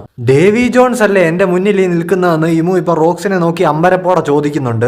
റോക്സ് ഇപ്പൊ പറയുന്നുണ്ട്, അയ്യോ നിങ്ങൾക്ക് ആള് മാറിപ്പോയി കേട്ടോ, ഞാൻ ആ പുള്ളിയെ എന്റെ ജീവിതത്തിൽ കണ്ടിട്ട് കൂടിയില്ല, പക്ഷെ ഞങ്ങളുടെ തലമുറയിൽ കൈമാറി വന്ന ഒരു പ്രോമിസ് ഉണ്ട്, അത് ഞാൻ ഉറപ്പായിട്ട് നിറവേറ്റും. ഇമു ഇപ്പൊ ഇത് കേട്ടിട്ട് പറയുന്നുണ്ട്, അതെ ആ ഒരൊറ്റ കാരണം കൊണ്ടാണ് നിന്നെയും നിന്റെ വംശത്തിനെയും ഞാൻ ഈ ചരിത്രത്തിൽ നിന്ന് തന്നെ തുടച്ചു നീക്കാനായിട്ട് പോകുന്നത്. നിന്നെയൊക്കെ വേരോടെ പിഴുതെറിയാതെ മൂവിന്റെ ഈ ലോകം പൂർണ്ണമാകില്ല എന്ന് പറഞ്ഞിട്ട് ഇമു ഇപ്പൊ റോക്സിന് നേരെ ആ കാലും കൊണ്ട് വരുന്നുണ്ട്. അങ്ങനെ പറയാൻ ഈ ലോകം അതിന് നിന്റെ വകയല്ല എന്ന് പറഞ്ഞിട്ട് റോക്സ് ഇപ്പൊ ഇമുവിന്റെ ആ കാല് വെട്ടി അരിയുന്നുണ്ട്. അവിടെ കൂടി നിൽക്കുന്ന മറീൻസ് ഇപ്പൊ പറയുന്നുണ്ട്, റോക്സ് സെയിന്റ് സാറ്റേണിനെ അറ്റാക്ക് ചെയ്യുകയാണല്ലോ, നമുക്ക് പോയി ഹെൽപ്പ് ചെയ്യണ്ടേ എന്നൊക്കെ അവന്മാര് പരസ്പരം ചോദിക്കുന്നു. ഇപ്പൊ അവന്മാരെ തള്ളി മാറ്റിക്കൊണ്ട് ഗാർപ്പ് അങ്ങോട്ട് വരുന്നുണ്ട്, പിന്നെ ഹെൽപ്പ് ചെയ്യണ്ടേ, നിങ്ങൾ അങ്ങോട്ട് മാറിക്കേ എന്ന് ഗാർപ്പ് ഇങ്ങനെ പറയുന്നു. ഇപ്പൊ ഈ ഗാർപ്പിന്റെ വരവ് കണ്ടിട്ട് ഇവന്മാർക്ക് എന്തോ പന്തികേട് തോന്നുന്നുണ്ട്. വൈസ് അഡ്മിറൽ ഗാർപ്പ് നിങ്ങൾ ഇത് എന്ത് ചെയ്യാനാ പോകുന്നത്, നിങ്ങൾ ശരിക്കും ആരെ ഹെൽപ്പ് ചെയ്യാനായിട്ടാ പോകുന്നതെന്നൊക്കെ അവന്മാർ വിളിച്ചു ചോദിക്കുന്നു. ആ ലുക്ക് കാണുമ്പോഴേ നമുക്കറിയാമല്ലോ ഇമൂനെയാണ് പുള്ളി ടാർഗറ്റ് ചെയ്തിരിക്കുന്നതെന്ന്. ഇപ്പൊ പൈറേറ്റ്സ് ആണെങ്കിൽ ഇവിടുത്തെ നിധി മുഴുവൻ എടുത്തോണ്ട് പോവാണല്ലോ. അപ്പോൾ ഇതെല്ലാം വളരെ വിലമതിക്കാനാകാത്ത നിധിയാണ്. സോ ഇവരെ എന്ത് ചെയ്തിട്ടായാലും സ്റ്റോപ്പ് ചെയ്തേ പറ്റൂന്നും പറഞ്ഞ് മറീൻസ് പൈറേറ്റ്സിനെ ഷൂട്ട് ചെയ്യാനായിട്ട് തുടങ്ങുന്നുണ്ട്. ഇപ്പൊ നോക്കുകയാണെങ്കിൽ പൈറേറ്റ്സിനൊന്നും ഇതൊരു വിഷയമേ അല്ല. റോജറിന്റെ ക്രൂവിലെ ആ ഡോൺകിനെ ഒക്കെ ആണെങ്കിൽ ഒരു അർബാന നിറച്ച് നിധികൾ വെച്ചോണ്ട് വലിച്ചോണ്ട് പോവാണ്. ഗോഡ് വാലിയുടെ എൻട്രൻസിന്റെ അവിടെ ആയിട്ട് ക്യാപ്റ്റൻ ജോൺ ഇങ്ങനെ വെള്ളം അടിച്ചോണ്ട് നിൽക്കുന്നുണ്ട്. ഇവിടുത്തെ ബഹളവും പ്രശ്നവും ഒക്കെ ഇങ്ങനെ കൂടി വരികയാണല്ലോ എന്നും പറഞ്ഞുകൊണ്ട് പുള്ളി നിന്ന് ചിരിക്കുന്നുണ്ട്. എന്നിട്ട് അങ്ങേരുടെ സബോർഡിനേറ്റ്സിനോട് ചോദിക്കുന്നുണ്ട്, നമുക്ക് ഇവിടുന്ന് പോകാനുള്ള എല്ലാ കാര്യങ്ങളും സെറ്റ് അല്ലേ? എല്ലാം സെറ്റാണ് ക്യാപ്റ്റൻ ജോൺ എന്നിപ്പോ അവന്മാരും വിളിച്ചു പറയുന്നുണ്ട്. സോ ക്യാപ്റ്റൻ ജോൺ ആണെങ്കിൽ റോക്സ് പൈറേറ്റ്സിൽ നിന്ന് ഗുഡ് ബൈ പറഞ്ഞിട്ട് ഇവിടുത്തെ നിധി എടുത്തോണ്ട് പോകാനുള്ള പ്ലാനാണ്. ഡ്രാഗൺ ഇപ്പോ ഷാങ്സിനെ എടുത്തോണ്ട് ഓട്ടം തന്നെ ഓട്ടമാണ്. അപ്പോ ദൂരെ എന്തൊക്കെയോ വലിയ നിലവിളിയൊക്കെ കേൾക്കുന്നുണ്ട്. ഇവിടെ എന്ത് പണ്ടാരമാണ് ഈ നടക്കുന്നതെന്ന് ഡ്രാഗൺ ഇങ്ങനെ ചിന്തിക്കുന്നു. ഇപ്പോ കുറച്ച് മുന്നിലായിട്ട് ഡ്രാഗൺ ഒരു നേവി ഷിപ്പ് കാണുന്നുണ്ട്. സോ ഷാങ്സിനെ അവിടെ സേഫ് ആക്കാമെന്ന് കരുതി ഡ്രാഗൺ അങ്ങോട്ടേക്ക് ഓടുമ്പോ പെട്ടെന്ന് എന്തോ ഒരു ഫോഴ്സ് ഡ്രാഗണിനെ ബാക്കിലേക്ക് വലിച്ചോണ്ടങ്ങ് പോകുന്നു. ശരിക്കും ഡ്രാഗണിനെ അല്ല, ഡ്രാഗണിന്റെ കയ്യിലുള്ള ആ തോക്ക്, ആ മെറ്റലിനെയാണ് ഫോഴ്സിൽ ഇങ്ങനെ വലിച്ചോണ്ട് പോകുന്നത്. അതിന്റെ കൂട്ടത്തിൽ ഡ്രാഗണും ഷാങ്സും അങ്ങ് പോകുന്നു. അതേപോലെ തന്നെ പൈറേറ്റ്സിന്റെ കയ്യിലിരിക്കുന്ന കുറെ നിധിയും പറന്നു പോകുന്നു. ഗബാന്റെ കയ്യിലിരിക്കുന്ന മഴുവിനെയും ഈ ഫോഴ്സ് അട്രാക്ട് ചെയ്യുന്നുണ്ട്. മെറ്റൽസ് എല്ലാം എന്തിനോടോ റിയാക്ട് ചെയ്യുകയാണെന്ന് ഇപ്പൊ ഗബാൻ പറയുന്നുണ്ട്. ഇപ്പൊ നോക്കുകയാണെങ്കിൽ ക്യാപ്റ്റൻ ജോൺ ആണെങ്കിൽ ആ മാഗ്നറ്റ് ഫ്രൂട്ടിന്റെ പവർ വെച്ചിട്ട് നിധി എല്ലാം പുള്ളിയുടെ അടുത്തേക്ക് വലിച്ചടുപ്പിക്കുകയാണ്. ഇപ്പൊ മെറ്റൽസ് ആയിട്ടുള്ള സാധനങ്ങളെല്ലാം അങ്ങേരുടെ നേർക്ക് അടുക്കുന്നത് നമുക്ക് കാണാം. ഡ്രാഗണും തോക്കും ഒക്കെ വരുന്നുണ്ട്. ഗോഡ് വാലിയുടെ സൗത്ത് ഈസ്റ്റ് ഭാഗത്തുള്ള എൻട്രൻസിൽ നിന്ന് ഒരു സ്ട്രോങ് ആയിട്ടുള്ള മാഗ്നറ്റിക് ഫോഴ്സ് വരുന്നുണ്ടെന്ന് ഇപ്പൊ മറീൻസ് വിളിച്ചു പറയുന്നുണ്ട്. അത് ക്യാപ്റ്റൻ ജോണിന്റെ ജിക്കി നോമിയുടെ പവർ ആണെന്നും ആരോ പറയുന്നുണ്ട്. നീയൊക്കെ എന്ത് കോപ്പ് വേണേലും കാണിച്ചോ, എന്റെ വഴിന്ന് മാറി നിൽക്കിയെന്നും പറഞ്ഞുകൊണ്ട് റോജർ ഇപ്പൊ എല്ലാത്തിന്റെ ഇടയിൽ കൂടെ ഇമൂന് നേരെ ഓടി പോവാണ്. ഗൻസൂയി ആണെങ്കിൽ ക്യാപ്റ്റൻ ജോണി ചെയ്യുന്നത് കണ്ടിട്ട്, എടാ ക്യാപ്റ്റൻ ജോണെ പരനാറി എന്ന് പറഞ്ഞുകൊണ്ട് മുൻപ് മറ്റേ ബറോക്ക് വർക്സിലെ മിസ്റ്റർ 5 മൂക്കട്ട എടുത്തിട്ട് ബോംബാക്കി അടിക്കത്തില്ലേ, അതുപോലെ ഒരു അറ്റാക്ക് ജോണിന് നേരെ ചെയ്യുന്നുണ്ട്. സോ അപ്പൊ ആ ഡബിൾ ഫ്രൂട്ട് അയാൾക്ക് മുമ്പ് ഗൻസൂയി ആയിരുന്നു യൂസ് ചെയ്തിരുന്നത്. എന്തായാലും നല്ല വലിയൊരു ബോംബിംഗ് ആയിരുന്നു. ക്യാപ്റ്റൻ ജോൺ ഇപ്പൊ പുകഞ്ഞ് ബോധം കെട്ടവിടെ വീഴുന്നുണ്ട്. ഇപ്പൊ ആ മെറ്റൽസ് എല്ലാം തിരിച്ച് താഴേക്ക് വീഴുന്നു. ഷാങ്സിനെയും പിടിച്ചോണ്ട് ഡ്രാഗൺ നേരെ താഴേക്ക് വന്ന് വീഴുന്നുണ്ട്. ഗൻസൂയി നീ എന്തിനാണ് ജോണിനെ ഷൂട്ട് ചെയ്തതെന്ന് ചോദിച്ചോണ്ട് ഷിക്കി അങ്ങോട്ടേക്ക് വരുന്നുണ്ട്. ഗൻസൂയി ഇപ്പൊ ഷിക്കിയോട് ചോദിക്കുന്നുണ്ട്, അവൻ ആ കിട്ടിയ നിധിയെല്ലാം നമ്മളുടെ ഇടയിൽ ഈക്വൽ ആയിട്ട് സ്പ്ലിറ്റ് ചെയ്യുമെന്ന് നിനക്ക് തോന്നുന്നുണ്ടോ? അതുകൊണ്ടാ ഷൂട്ട് ചെയ്തത്. ഓരോ ട്രഷർ ചെസ്റ്റിലും ഉള്ള സാധനങ്ങൾക്ക് കുറഞ്ഞത് 1 ബില്യൺ ബെറീസിന്റെ എങ്കിലും മതിപ്പുണ്ടെന്നും ഗൻസൂയി ഷിക്കിയോട് പറയുന്നു. 1 ബില്യണോ എന്ന് ചോദിച്ചോണ്ട് ഇപ്പൊ ഷിക്കിയും ആകെ അന്തം വിട്ട് നിൽക്കുന്നുണ്ട്. ഇപ്പോ ഷിക്കിക്ക് നേരെയും ഗൻസൂയി ഒരു മൂക്കട്ട ഇങ്ങനെ ഷൂട്ട് ചെയ്യാനായിട്ട് എയിം ചെയ്ത് പിടിച്ചിരിക്കുകയാണ്. അതെ, അത്രയ്ക്കും വലിയൊരു എമൗണ്ട് സ്പ്ലിറ്റ് ചെയ്യാൻ ആർക്കും മനസ്സ് വരില്ല, എനിക്കും മനസ്സില്ല എന്ന് പറഞ്ഞുകൊണ്ട് ഗൻസൂയി ഇങ്ങനെ നിൽക്കുകയാണ്. ഷിക്കി ഇങ്ങനെ ഞെട്ടിത്തിരിഞ്ഞ് ഗൻസൂയിയെ നോക്കി നിൽക്കുന്നു. ഗാർപ്പ് ആണെങ്കിൽ ഇപ്പൊ ഇമൂനെ അറ്റാക്ക് ചെയ്യാനായിട്ട് പോവാണ്. മറീൻസ് ആണെങ്കിൽ അയ്യോ വൈസ് അഡ്മിറൽ ഗാർപ്പ് അങ്ങോട്ട് പോവല്ലേ എന്ന് പറഞ്ഞുകൊണ്ട് പുള്ളിയെ തടയുന്നുണ്ട്. വേൾഡ് ഗവൺമെന്റിന്റെ ഏറ്റവും ടോപ്പിലുള്ള ഒരാളാണ് അങ്ങേരെ ഒന്നും ചെയ്യല്ലേ എന്നൊക്കെ ഇവന്മാര് വിളിച്ചു പറയുന്നുണ്ട്. ഏത് അവിടെ ആ പന പോലെ നിൽക്കുന്ന വലിയ കീടത്തിന്റെ കാര്യമാണോ നീയൊക്കെ ഈ പറയുന്നതെന്ന് ഗാർപ്പ് ഇവന്മാരോട് ചോദിക്കുന്നു. റോക്സ് ഇപ്പൊ അവിടെ ഇമുമായിട്ട് കട്ട ഫൈറ്റ് ആണ്. കൈഡോയും വൈറ്റ് ബിയർഡും അവിടെ ഫൈറ്റ് കണ്ടോണ്ട് നിൽക്കുകയാണ്. കൈഡോ ഇപ്പൊ റോക്സിനോട് വിളിച്ചു പറയുന്നുണ്ട്, റോക്സെ ഫൈറ്റിൽ എനിക്കൂടെ ഒരു അവസരം താന്ന്. ഇപ്പൊ ബാക്കിൽ നിന്ന് പെട്ടെന്ന് ഒരു അശരീരി, കൈഡോ എടാ നായിന്റെ മോനെ. കൈഡോ തിരിഞ്ഞു നോക്കുമ്പോ ഇപ്പൊ സീസിന്റെ പുറത്ത് കയറി കൈഡോയ്ക്ക് നേരെ വാള് ഓങ്ങിക്കൊണ്ട് ലിൻലിൻ വരുന്നുണ്ട്. നിന്നെ ഞാനിന്ന് കൊല്ലുവടാന്ന് അവള് പറയുന്നു. എനിക്ക് ഇത്രയും വലിയ പവർ കിട്ടിയാലും നിങ്ങൾക്ക് അസൂയുണ്ടല്ലേ, ദേ കണ്ടോ എന്റെ പവർ എന്ന് പറഞ്ഞുകൊണ്ട് കൈഡോ വാ തുറന്നിട്ട് ആ വാനോയിൽ ചെയ്ത ബ്ലാസ്റ്റ് ബ്രത്ത് അറ്റാക്ക് ഉണ്ടല്ലോ അതുപോലെ ഒരു അറ്റാക്ക് ലോഞ്ച് ചെയ്യാനായിട്ട് പോകുന്നുണ്ട്. വൈറ്റ് ബിയർഡ് ഇപ്പൊ അറ്റാക്ക് ചെയ്യാൻ പോകുന്നത് കാണിക്കുന്നു. റോക്സ് അറ്റാക്ക് ചെയ്യാൻ പോകുന്നത് കാണിക്കുന്നു. റോജർ ആണെങ്കിൽ ഗാർപ്പെ നീ മുന്നിൽ നിന്ന് മാറിക്കോ, അതെന്റെ ടാർഗറ്റ് ആണെന്നും പറഞ്ഞുകൊണ്ട് ഇമൂനെ അറ്റാക്ക് ചെയ്യാനായിട്ട് വരുന്നു. ഗാർപ്പ് ആണെങ്കിൽ നേരെ ഒരു ഗാലക്സി ഇമ്പാക്ട് ലോഞ്ച് ചെയ്യുകയാണ്. നെക്സ്റ്റ് പാനലിൽ പീക്ക് ലെവല് സാധനമാണ്. ഈ 6 പേരുടെയും കൂടെ കമ്പൈൻഡ് അറ്റാക്ക് ഇമൂന്റെ നേർക്ക് എന്ന് അടിക്കുകയാണ്. ഗാർപ്പിന്റെ ഗാലക്സി ഇമ്പാക്ട്, റോജറിന്റെ ഡിവൈൻ ഡിപ്പാർച്ചർ, ലിൻലിന്റെ ഇക്കോക്കു സോവറനിറ്റി, വൈറ്റ് ബിയർഡിന്റെ ഹക്കുവ, റോക്സിന്റെ പാൻഡമോണിയം. നമ്മുടെ കൈഡോയ്ക്കാണെങ്കിൽ ബ്ലാസ്റ്റ് ബ്രത്ത് എന്നൊരു വലിയ പേരിടാനുള്ള ടൈം ഒന്നും കിട്ടിയില്ല, അതുകൊണ്ട് ഡ്രാഗൺ എന്നൊരു പേര് മാത്രം ഇട്ടു. ഇമുവിനിപ്പോ നല്ല ഏറ്റവും ഒരു അറ്റാക്കാണ് കിട്ടിയിരിക്കുന്നത്. ആ തലയുടെ ഭാഗമൊക്കെ ഇങ്ങനെ പൊളിഞ്ഞു പോയേക്കുന്നത് നമുക്ക് കാണാം. പക്ഷെ അതൊന്നും ഏശാത്ത രീതിയിൽ ഇമു ഒരു വലിയ എമൗണ്ട് ഓഫ് കോൺകൊറേറ്റ്സ് ആക്കി അവിടെ അൺലീഷ് ചെയ്യുന്നുണ്ട്. ഇപ്പൊ അത് ഗോഡ് വാലി ഫുള്ള് സ്പ്രെഡ് ആയിട്ട് മറീൻസ് ഒക്കെ തല കറങ്ങി വീഴുന്നുണ്ട്. റോജർ പൈറേറ്റ്സിലെ മിസ്റ്റർ മൊമോറ ഇപ്പൊ ചോദിക്കുന്നുണ്ട്, ഇത് എന്ത് പണ്ടാരമാണിത്, ലോകം അവസാനിക്കാൻ വല്ലതും പോവാണോ? ഷാക്കിയെ എടുത്തോണ്ട് ഓടുന്ന റെയിലി ഇപ്പൊ ഇവരോട് പറയുന്നുണ്ട്, ദേ ഇത് കണ്ടോ ഈ ഏരിയ മുഴുവൻ ട്രഷർ ചെസ്റ്റുകൾ ചെതറി കിടക്കുകയാണ്, എല്ലാം വാരി എടുത്തോന്ന്. മറ്റേ ക്യാപ്റ്റൻ ജോൺ അൺകോൺഷ്യസ് ആയപ്പോ ചെതറി വീണ ട്രഷർ ചെസ്റ്റുകളെ ഹോ, ഏത് സിറ്റുവേഷനിലാണെങ്കിലും നീ സ്മാർട്ടായിട്ടാണല്ലോ ചിന്തിക്കുന്നത് റെയ്ലി എന്ന് ഇവരുടെ ക്രൂവിലെ ഡൊറിങ്കോ ഇപ്പൊ റെയ്ലിയോട് പറയുന്നുണ്ട്. യഥാർത്ഥ പൈറേറ്റ് ഒരിക്കലും അവന്റെ ലക്ഷ്യം മറക്കാറില്ല എന്ന് ഇപ്പൊ ഷാക്കി എടുത്തുകൊണ്ട് ഓടുന്ന റെയ്ലി പറയുന്നുണ്ട്. ഇനി നേരെ ആ തെറിച്ച് താഴെ വീണ ഡ്രാഗണിനെ കാണിക്കുന്നുണ്ട്. ഹോ, എന്നാലും എന്ത് പണ്ടാരമാണ് ഇപ്പൊ ഇവിടെ നടന്നത്. ഓ, എന്തായാലും കുഞ്ഞ് കൈവിട്ടു പോയില്ലല്ലോ എന്ന് പറഞ്ഞുകൊണ്ട് ഡ്രാഗൺ ഇപ്പൊ കയ്യിലേക്ക് നോക്കുമ്പോ ഷാങ്സിന് പകരം കയ്യിലൊരു തടിക്കഷണം. അയ്യോ, കൈ ഇരുന്ന കൊച്ചിതെവിടെ പോയി എന്ന് ചോദിച്ചുകൊണ്ട് ഡ്രാഗൺ ഇപ്പൊ അവിടെ കിടന്ന് വിളിച്ചു കൂവുന്നുണ്ട്. ഷാങ്സ് ആണെങ്കിൽ ഇപ്പൊ ഇങ്ങനെ എഴഞ്ഞെഴഞ്ഞെഴഞ്ഞ് പോയി തുറന്നു കിടക്കുന്ന ഒരു ട്രഷർ ചെസ്റ്റിനകത്തെ നിധിയുടെ തിളക്കമൊക്കെ കണ്ടിട്ട് അതിന്റെ ഉള്ളിലേക്ക് കയറി പോവാണ്. അപ്പൊ ഇതിങ്ങനെയാണ് ആ ട്രഷർ ചെസ്റ്റിനുള്ളിൽ ഷാങ്സ് വന്നത്. ഇനി നമ്മളെ ഇമുനെയാണ് കാണിക്കുന്നത്. അത്രയും വലിയൊരു അറ്റാക്ക് കിട്ടിയിട്ട് ഇമു ഇങ്ങനെ പുല്ല് പോലെ റീജനറേറ്റ് ആയി വന്ന് നിൽക്കുന്നുണ്ട്. ഇതേ സമയം അവിടെ കൈഡോയും ലിൻലിനും തമ്മിൽ ഭയങ്കര വിഷയം. കൈഡോ പറയുന്നുണ്ട്, ഞാനിപ്പോ എന്തോ ചെയ്യാനാ, ഞാൻ ആ ഡബിൾ ഫ്രൂട്ട് കഴിച്ചു പോയല്ലോ, ഇനിയിപ്പോ അതെന്തായാലും ഛർദ്ദിച്ചു വെക്കാനൊന്നും പറ്റില്ലല്ലോ. അങ്ങനാണെങ്കിൽ നീ കഴിച്ച ഡബിൾ ഫ്രൂട്ടിന് കാശ് എനിക്ക് ഇങ്ങോട്ട് താടാന്ന് ലിൻലിൻ കൈഡോയോട് പറയുന്നു. ഗാർപ്പും റോജറും തമ്മിലും അവിടെ വിഷയം ഉണ്ടാക്കുന്നുണ്ട്. ഇവർ രണ്ടുപേരിൽ ആരുടെ അറ്റാക്കാണ് ഇമുവിന് ഏറ്റവും കൂടുതൽ ഏശിയത് എന്നുള്ളതാണ് വിഷയം. ഇമു ഇപ്പൊ റോക്സിനോട് പറയുന്നുണ്ട്, ദൂരെ മാറി ഈ കാടിനുള്ളിലൂടെ ഓടിക്കൊണ്ടിരിക്കുന്ന രണ്ടുപേരെ എനിക്കിപ്പോ കാണാൻ കഴിയുന്നുണ്ട്. പുതിയ 2 ഡേവി ക്ലാൻ മെമ്പേഴ്സ്, ഒരമ്മയും കുഞ്ഞും. അവർ സർവൈവ് ചെയ്യാൻ കഷ്ടപ്പെട്ട് ശ്രമിച്ചുകൊണ്ടിരിക്കുക. പക്ഷെ ഇത്തരം വിഷവിത്തുകളെ ഒരിക്കലും രക്ഷപ്പെടാൻ അനുവദിച്ചുകൂടാ. ഇപ്പോ എറിസിനെയും ടീച്ചിനെയും പറ്റി ഇമു ഈ മെൻഷൻ ചെയ്യുന്നത് കേട്ടിട്ട് റോക്സിനാകെ കലി ഇളകുന്നുണ്ട്. നിർത്ത്, നീ എന്താ ഈ പ്ലാൻ ചെയ്യാൻ പോന്നേ, അവരെ തൊട്ട് കളിക്കരുത് എന്ന് പറഞ്ഞുകൊണ്ട് റോക്സ് ഇപ്പൊ ചാടി ചെന്ന് ഇമുവിനെ വെട്ടി പീസാക്കുന്നുണ്ട്. ഗാർപ്പാണെങ്കിൽ ഇതിങ്ങനെ നോക്കി ഞെട്ടി നിൽക്കുന്നു. ഇമു ആണെങ്കിൽ ഇപ്പൊ റോക്സിന്റെ ശരീരത്തിലേക്ക് എന്തോ 2 കൂർത്ത തേറ്റ പോലത്തെ സാധനങ്ങൾ കുത്തി ഇറക്കുന്നുണ്ട്. പക്ഷെ അത് റോക്സിന്റെ ശരീരത്തിൽ പരിക്കൊന്നും ഏൽപ്പിക്കുന്നില്ല. റോക്സും ഇപ്പൊ ചോദിക്കുന്നുണ്ട്, ഇതെന്താ നീ ചെയ്തത്, ഒരു മുള്ളു കൊണ്ട വേദന പോലും ഇല്ലല്ലോ. ഇമു ഇപ്പൊ പറയുന്നുണ്ട്, മൂ ഇനി ഒന്നും ചെയ്യില്ല, ഇനിയും ചെയ്യാൻ പോകുന്നത് മുഴുവൻ നീയാ. നീ നിന്റെ ക്ലാനിനെ മുഴുവനായിട്ട് ഇല്ലാതാക്കും. നിന്റെ ഭാര്യയെയും കുഞ്ഞിനെയും നീ സ്വന്തം കൈകൾ കൊണ്ട് തന്നെ കൊന്നു തള്ളും. റോക്സ് ഇപ്പൊ ഇമുവിനോട് ചോദിക്കുന്നുണ്ട്, നിന്റെ തലയ്ക്കെന്താ ഓളമാണോ? ഞാൻ ഒരിക്കലും അത്തരം ഒരു കാര്യം ചെയ്യാൻ പോകുന്നില്ല. ഉടനെ ഇമു അത് പറയുകയാണ് ഗൈസ്. ഡോമി റിവേഴ്സി. നിമിഷ നേരം കൊണ്ട് തന്നെ റോക്സിന്റെ വായിൽ നിന്ന് ദംഷ്ട്രകൾ പുറത്തേക്ക് വരുന്നത് നമ്മൾ കാണുകയാണ്. കാട്ടിലൂടെ ജീവനും കൊണ്ട് ഓടുന്ന എറിസിനെയും ടീച്ചിനെയും ഇപ്പൊ നമുക്ക് കാണാം. ഇമു റോക്സിനെ ഇങ്ങനെ കുത്തി മുകളിൽ നിർത്തിയിരിക്കുകയാണ്. വൈറ്റ് ബിയർഡ് ആണെങ്കിൽ താഴെ നിന്നിട്ട് ഹേ റോക്സ് എന്ന് ഇങ്ങനെ വിളിക്കുന്നുണ്ട്. റോജർ ഇപ്പൊ ചോദിക്കുന്നുണ്ട്, ഇത് എന്ത് കോപ്പാണ്, ഈ വലിയ ചെലന്തിയെ അറ്റാക്ക് ചെയ്താലും ഇതിനൊന്നും ഏശില്ല എന്ന്. ഗാർപ്പും വൈറ്റ് ബിയർഡും കൈഡോയും ഒക്കെ ഇപ്പൊ ഈ നടക്കുന്നതൊക്കെ കണ്ടിട്ട് ഇങ്ങനെ ഞെട്ടി നിൽക്കുന്നത് നമുക്ക് കാണാം. ഇതെന്തു പണ്ടാരമാണിതെന്ന് ഇപ്പൊ ലിൻലിൻ ചോദിക്കുന്നുണ്ട്. ഇപ്പോ ഡീമനായി മാറിയിട്ടും ഇങ്ങനെ റെസിസ്റ്റ് ചെയ്ത് നിൽക്കുന്ന സെബക്കിന്റെ അടുത്ത് ഇമു ചോദിക്കുന്നുണ്ട്, അപ്പൊ പറഞ്ഞു കേട്ടതുപോലെ തന്നെ ആളിത്തിരി ഹറാമ്പറപ്പ, ഇത്തിരി റഫാൻ അല്ലോ. ഇപ്പൊ ഇത് കേട്ടിട്ട് ചിരിച്ചുകൊണ്ട് സെബക്ക് പറയുന്നുണ്ട്, മനുഷ്യരെ ഒരിക്കലും അണ്ടർ എസ്റ്റിമേറ്റ് ചെയ്യരുതെന്ന് നിനക്കിപ്പോ മനസ്സിലായില്ലേ മോൺസ്റ്റർ ചെറ്റെ. ഈ ലോകത്തിന് മുൻപ് ഒരു രാജാവ് ഉണ്ടായിരുന്നു, അയാളുടെ പേരാണ് ഡേവി ഡി ജോൺസ് എന്നിപ്പോ റോക്സ് പറയുന്നുണ്ട്.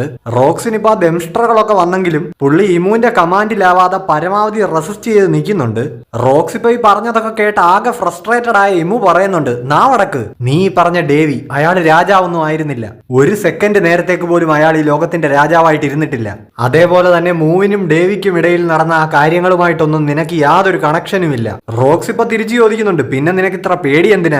ഡേവി എന്ന് പറയുന്നത് വെറും ഒരു പേരല്ലേ?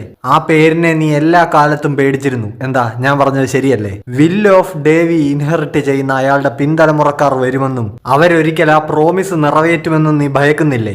വിൽ ഓഫ് ഡേവി എന്നാണ് ഇപ്പൊ റോക്സ് പറഞ്ഞിരിക്കുന്നത്. സോ ഇനിയിപ്പോ ഈ വിൽ ഓഫ് ഡി ഇതായിരിക്കൂ. റോക്സ് ആണെങ്കിൽ ഇമുവിനോട് ചോദിക്കുന്നുണ്ട്, Davy D Jones or Joy Boy, ആരെയാണ് നീ ഏറ്റവും കൂടുതൽ ഭയക്കുന്നതെന്ന്. ഇമു റോക്സിനോട് ഇപ്പൊ പറയുന്നുണ്ട്, വെറുതെ നീ ഇരുന്ന് സ്വപ്നം കാണണ്ട, അവർ രണ്ടുപേരും ഇനിയും തിരിച്ചു വരാൻ പോകുന്നില്ല.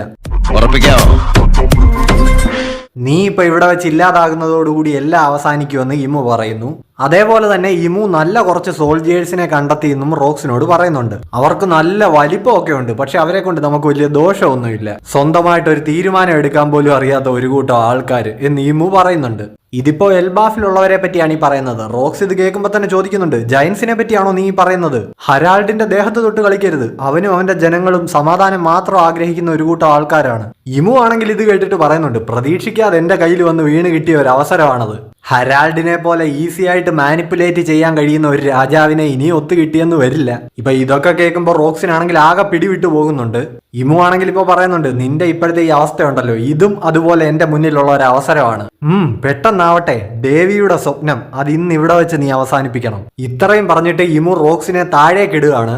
വൈറ്റ് ബിയർഡും ലിൻലിനും ഒക്കെ ഇപ്പൊ റോക്സ് ഇങ്ങനെ വന്ന് താഴെ വീഴുന്നത് നോക്കുന്നുണ്ട്. ലിൻലിൻ ഇപ്പൊ വന്ന് റോക്സിനോട് ചോദിക്കുന്നുണ്ട്, റോക്സ് ആ മോൺസ്റ്റർ നിന്നെ എന്താ ചെയ്തത്, മുകളിൽ വെച്ച് എന്താ സംഭവിച്ചത്? ഇപ്പോ റോക്സിന്റെ ഡീമനായിട്ടുള്ള ട്രാൻസ്ഫോർമേഷൻ ഏതാണ്ട് കംപ്ലീറ്റ് ആയിരിക്കുകയാണ്. എന്റെ പിടുത്തം മുഴുവൻ വിട്ടുപോകുന്നു എന്ന് ഇപ്പൊ റോക്സ് മനസ്സിൽ പറയുന്നുണ്ട്. ഡീമനായിട്ട് കിടക്കുന്ന റോക്സിന്റെ അടുത്ത് നിന്റെ കൈകൊണ്ട് ഡേവി ക്ലാനിനെ മുഴുവൻ ഇല്ലാതാക്കുമെന്ന് ഇമു കമാൻഡ് കൊടുക്കുന്നുണ്ട്. ഇത് കേൾക്കുന്ന റോക്സ് ആണെങ്കിൽ ഇപ്പൊ ചാടി എഴുന്നേൽക്കുന്നുണ്ട്. ഡീമൻ ആയതോടെ പുള്ളിയുടെ ആ ബോഡിയും വലുതായിട്ടുണ്ട്, അതേപോലെ തന്നെ ചിറകൊക്കെ വന്നിട്ടുണ്ട്. ഇതെന്താ നിനക്ക് വലിപ്പം വെച്ചോന്ന് ഇപ്പൊ ലിൻലിൻ ചോദിക്കുന്നുണ്ട്.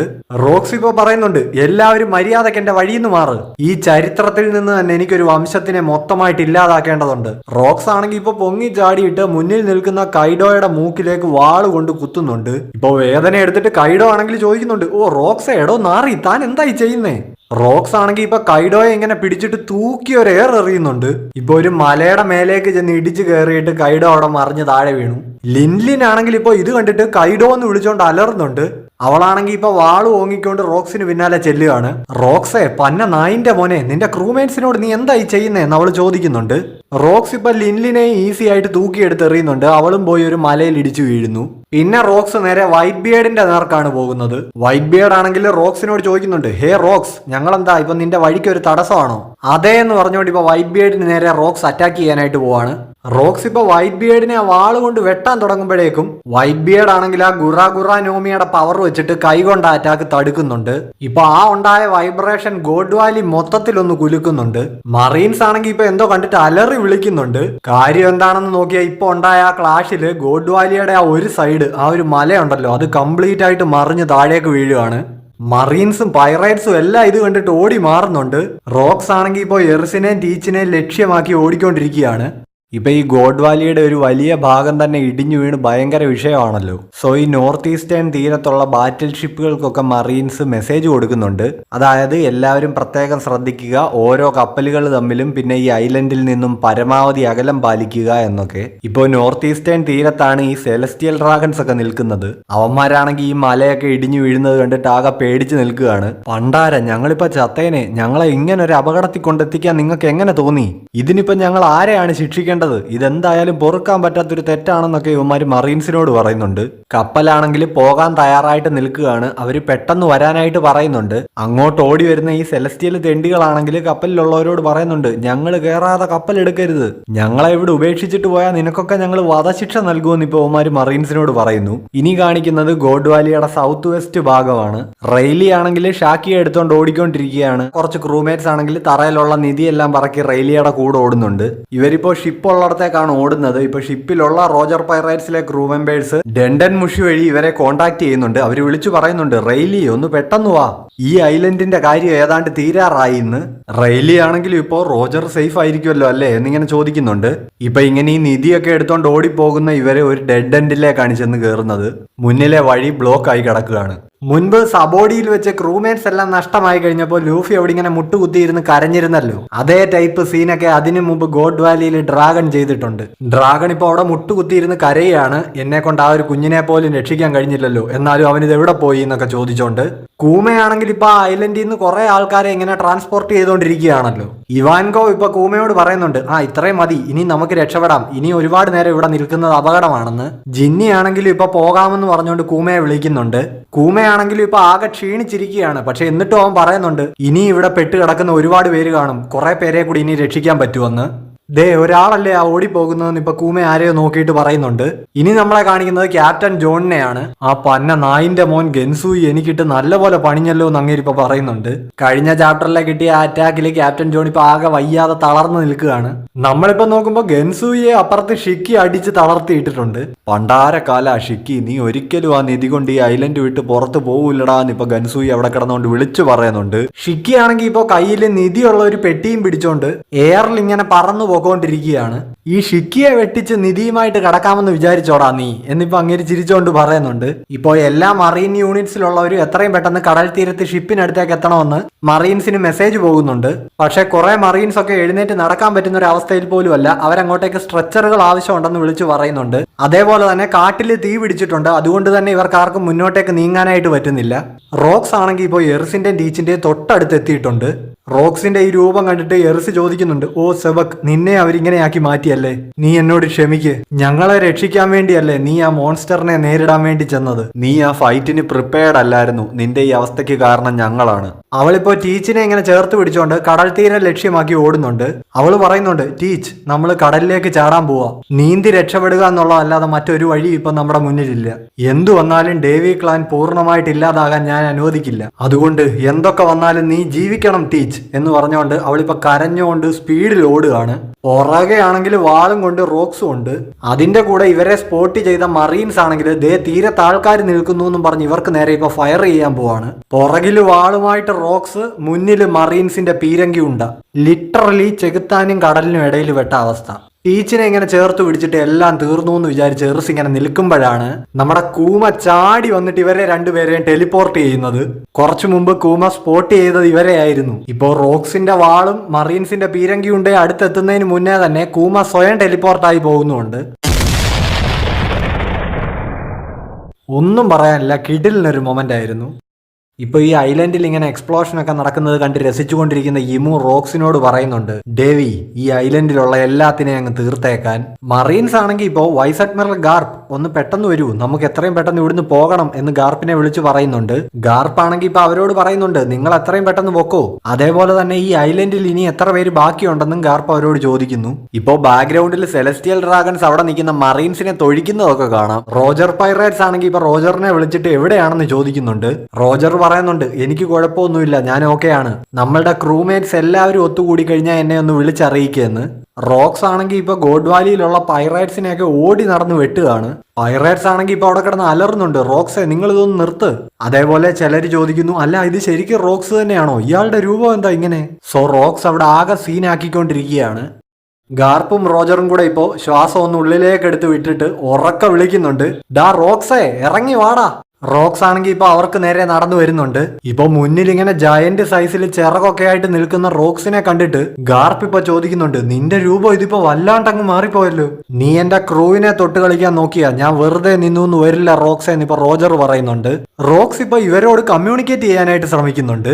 മറ്റേ സീക്കിങ്സ് ഒക്കെ സംസാരിക്കില്ലേ, അതേപോലെ സെലക്ടഡ് ആയ ആൾക്കാർക്ക് മാത്രമേ കേൾക്കാൻ പറ്റൂ. ഇപ്പോ റോജറെ, ഗാർപ്പേ എന്നിങ്ങനെ റോക്സ് വിളിക്കുന്നത് റോജറിന് കേൾക്കാനായിട്ട് പറ്റുന്നുണ്ട്. ഇതെവിടുന്നാണ് ഈ വോയിസ് വരുന്നത്, എന്താണിതെന്നൊക്കെ ചോദിച്ചുകൊണ്ട് റോജർ ചെവി പൊത്തുന്നുണ്ട്. ഷിപ്പിൽ വെച്ച് ഓടനും റോജറും ആ സീക്കിങ്സിന്റെ ശബ്ദം കേട്ടിട്ട് ചെവി പൊത്തിയല്ലോ, അതുപോലെ നിന്റെ മുഖത്തിന്റെ എക്സ്പ്രഷൻ പെട്ടെന്ന് മാറിയല്ലോ എന്നിപ്പോ റോജർ റോക്സിനോട് ചോദിക്കുന്നുണ്ട്. കാര്യം എന്താണെന്ന് നോക്കിയാ റോക്സ് ആണെങ്കിൽ ഇപ്പൊ കരഞ്ഞുകൊണ്ട് ഇവരോട് പറയുന്നുണ്ട്, പ്ലീസ് നിങ്ങൾ ദയവ് ചെയ്ത് എന്നെ ഒന്ന് കൊന്നു തരാമോ?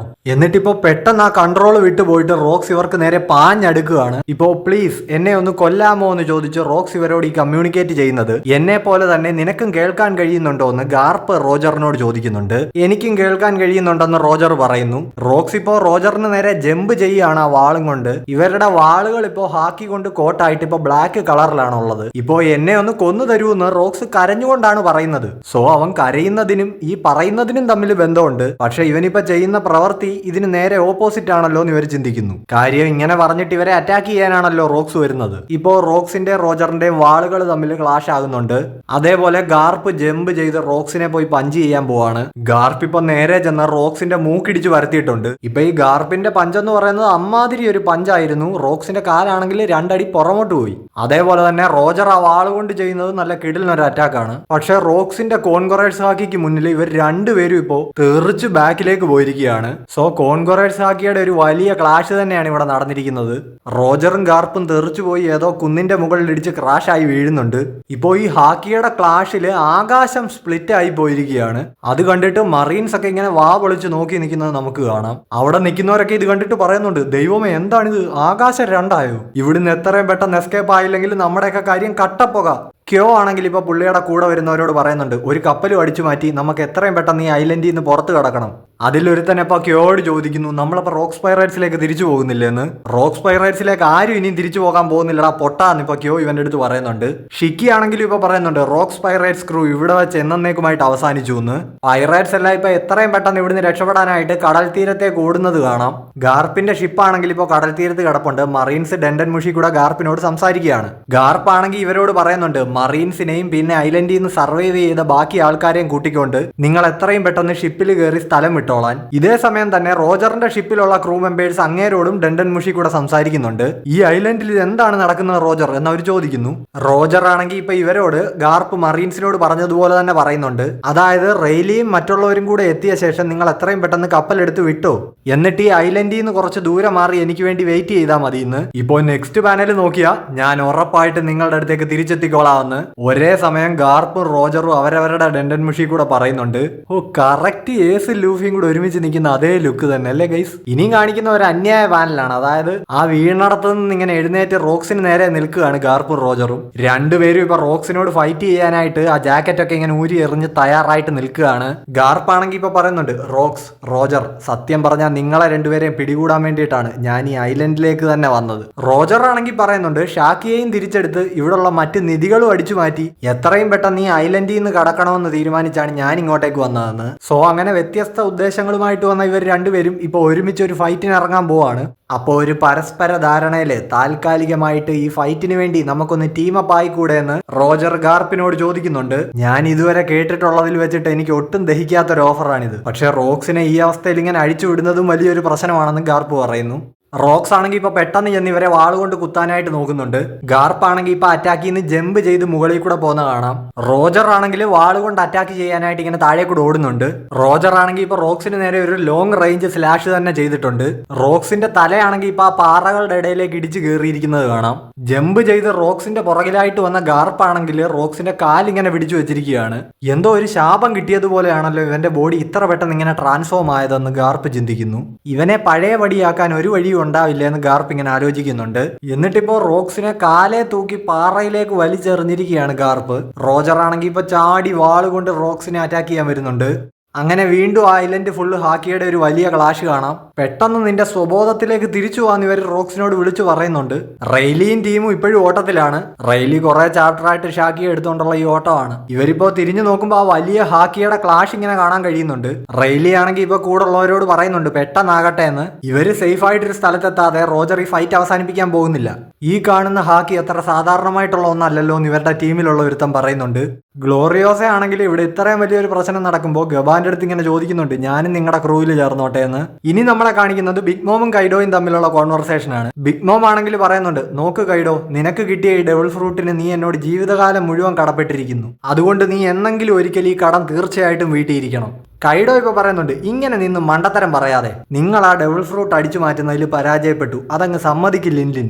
നിങ്ങൾ നോക്കിക്കോ, ഉടൻ തന്നെ ഞാനൊരു പൈറേറ്റ് ക്രൂ ഉണ്ടാക്കും. ഫുൾ ഓൺ വയലന്റ് മോഡിലുള്ള ഒരു കിടിലം പൈറേറ്റ് ക്രൂ. ഇപ്പോ കൈഡോയുടെ ഈ പറച്ചിലൊക്കെ കേട്ടിട്ട് ബിഗ് മോം പറയുന്നുണ്ട്, ഒന്ന് നിലത്ത് നിക്കടാ ഇറക്കാ, നീ ഇനിയിപ്പോ എന്തൊക്കെ ചെയ്തെന്ന് പറഞ്ഞാലും നീ ഒന്നും ഒരിക്കലും എന്നെ മറികടക്കാൻ പോകുന്നില്ല എന്ന്. സ്ട്രൂസൻ ആണെങ്കിൽ ഇപ്പൊ ബിഗ് മോമിനോട് വിളിച്ചു പറയുന്നുണ്ട്, ലിൻ നീ അവിടെ എന്തെടുത്തോണ്ടിരിക്കുക, എത്രയും പെട്ടെന്ന് നമുക്ക് ഈ ഐലൻഡ് വിടണം, നീ പെട്ടെന്ന് ആ നിധികളും എടുത്തോണ്ട് വാ. പോകുന്നതിന് മുമ്പ് ബിഗ് മോം കൈഡോയോട് പറയുന്നുണ്ട്, ഞാൻ ഉറപ്പായിട്ടും നിന്നെ തേടി വരുന്നുണ്ട്, നീ ഈ കടം വീട്ടിയിരിക്കും, നിന്നെ കൊണ്ട് ഞാൻ ഉറപ്പായിട്ടും അത് ചെയ്യിച്ചിരിക്കും, ഇനി വന്നാ മതി, ഞാൻ നിങ്ങളെ ചതച്ചു വിടുമെന്ന് ഇപ്പൊ കൈഡോയും പറയുന്നുണ്ട്. റോക്സുമായിട്ടുള്ള ഫൈറ്റിലെ റോജറിനും ഗാർപ്പിനും വീണ്ടും രക്ഷയില്ല. രണ്ടുപേരെ റോക്സ് വീണ്ടും അടിച്ചിട്ടിരിക്കുന്നതായിട്ട് കാണാം. ഗോഡ് വാലിയുടെ വേറൊരു സൈഡിൽ കൂടി ഇപ്പൊ വൈറ്റ് ബിയേഡ് ഇങ്ങനെ നടക്കുന്നത് കാണാം. ഉടനെ ഇപ്പൊ അവിടെ പാറപ്പുറത്തിരിക്കുന്ന ഒരു തൻ വൈറ്റ് ബിയേഡിനോട് ചോദിക്കുന്നുണ്ട്, ആ മല ഇടിച്ച് താഴെ ഇട്ടത് നിങ്ങളല്ലേ? നിങ്ങളുടെ പൈറേറ്റ് ക്രൂ പിരിഞ്ഞ് പല വഴിക്കായെന്ന് തോന്നുന്നല്ലോ. ഇപ്പോ ഈ ഇരുന്ന് സംസാരിക്കുന്നവൻ ആരാണെന്ന് നോക്കിയാ അവന്റെ പേരാണ് ഗ്രാം, പോളോ പൈറേറ്റ്സിന്റെ ക്യാപ്റ്റനായിട്ടുള്ള പോളോ ഗ്രാം. ഒറ്റ നോട്ടത്തിൽ തന്നെ പറയാൻ പറ്റും മാർക്കോയുടെ അച്ഛനാണ്. പോളോ ഇപ്പൊ ആ പാറപ്പുറത്തുനിന്ന് താഴേക്ക് ചാടിയിട്ട് വൈറ്റ് ബിയേഡിനോട് പറയുന്നുണ്ട്, ഞാൻ നിങ്ങളുടെ ഒരു കട്ട ഫാനാണെന്ന്. അതേപോലെ തന്നെ നിങ്ങൾക്ക് ഇനി തിരിച്ചു ചെല്ലാൻ ഒരു ഷിപ്പോ അല്ലെങ്കിൽ കൂടെ ഒരു ക്രൂവോ ഒന്നും ഇല്ലാത്ത സ്ഥിതിക്ക് നിങ്ങൾക്ക് എന്റെ ക്രൂവിൽ ജോയിൻ ചെയ്തുകൂടെ എന്നും പോളോ ചോദിക്കുന്നുണ്ട്. വൈറ്റ് ബിയേഡ് ആണെങ്കിൽ പറയുന്നുണ്ട്, എന്റെ കൺമുന്നിൽ നിന്ന് പോടാ, ഞാനിപ്പോ ആകെ പിടിവിട്ട് നിൽക്കുകയാണെന്ന്. ഇതേ സമയം സ്റ്റൂസി ആണെങ്കിൽ കയ്യിൽ കുറെ നിധിയൊക്കെ പിടിച്ചോണ്ട് നിൽക്കുന്നുണ്ട്. അവളാണെങ്കിൽ ഗൻസൂയിയോട് ചോദിക്കുന്നു, ന്യൂ ഗേറ്റ് എവിടെയെന്ന്. ഗൻസൂയി പറയുന്നുണ്ട്, എനിക്ക് അറിഞ്ഞുകൂടാന്ന്. ഇവരുടെ കൂടെ നമുക്ക് ഗിൽബാസ്റ്ററിനെ കാണാം. അങ്ങേരുടെ അടുത്തായിട്ട് ഇപ്പൊ ആ പെറോണയുടെ ഒപ്പം ഉള്ള പോലത്തെ ഹോളോസ് ഉണ്ട്. സോ പെറോണയ്ക്ക് മുമ്പുള്ള ഹോളോനോമിയുടെ യൂസർ ഗിൽബാസ്റ്റർ ആയിരുന്നു. ഇനി നമ്മളെ കാണിക്കുന്നത് ഒരു നേവി ഷിപ്പാണ്. അതിനുള്ളിൽ നിന്ന് ആരോ ഇങ്ങനെ തന്നെ വിളിച്ചു പറയുന്നുണ്ട്, നിങ്ങൾ എന്താണ് ഡ്രാഗൺ ഈ കാണിക്കുന്നത്? കാം ഡൗൺ മാൻ. കാര്യം എന്താണെന്ന് നോക്കിയാൽ ഡ്രാഗൺ ഇപ്പോൾ ഒരു മേലുദ്യോഗസ്ഥന്റെ നേരെ തോക്ക് ചൂണ്ടിക്കൊണ്ട് നിൽക്കുകയാണ്. ഈ ഐലൻഡിൽ നിന്ന് സർവൈവ് ചെയ്തു പോകാൻ നോക്കുന്ന ജനങ്ങൾക്ക് നേരെ നേവി ഷൂട്ട് ചെയ്യുകയാണല്ലോ. സോ ഇപ്പൊ അവിടെ തീരത്ത് കുറച്ച് പാവപ്പെട്ട ആൾക്കാർ നിപ്പുണ്ട്. അവരെ ഈ നേവി ഷിപ്പിൽ കയറ്റി സേഫ് ആയിട്ടുള്ള ഒരു സ്ഥലത്ത് എത്തിക്കണമെന്നുള്ളതാണ് ഡ്രാഗണിന്റെ ആവശ്യം. ഞാൻ ഈ വെച്ച ഡിമാൻഡിന് ആർക്കെങ്കിലും എതിർപ്പുണ്ടെങ്കിൽ അവരെ ഞാൻ ഈ നിമിഷം കൊന്നു തള്ളുമെന്നും ഡ്രാഗൺ പറയുന്നുണ്ട്.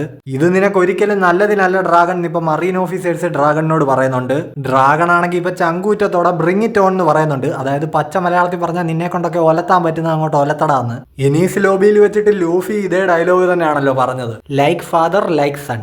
ഇപ്പോൾ ക്രൂവിനെ മുഴുവൻ ഷിപ്പിൽ സേഫ് ആക്കിയിട്ട് റെയിലിയും ഗബാനും കൂടെ തിരിച്ച് ഗോഡ് വാലിയിലേക്ക് ഓടി പോകുന്നുണ്ട്. ഇപ്പോൾ നിങ്ങൾ രണ്ടും ഇത് എങ്ങോട്ടേക്കാണ് പോകുന്നതെന്ന് മറ്റേ ക്രൂമേറ്റ്സ് ചോദിക്കുമ്പോൾ ഗബാൻ പറയുന്നുണ്ട്, ഞങ്ങളുടെ പുറകെ ആരും വരണ്ട, നിങ്ങൾ കപ്പലെടുത്ത് പൊക്കോ, ഈ ഐലൻഡിൽ നിന്ന് കുറച്ച് ദൂരെ മാറി ഞങ്ങൾക്ക് വേണ്ടി വെയിറ്റ് ചെയ്താൽ മതിയെന്ന്.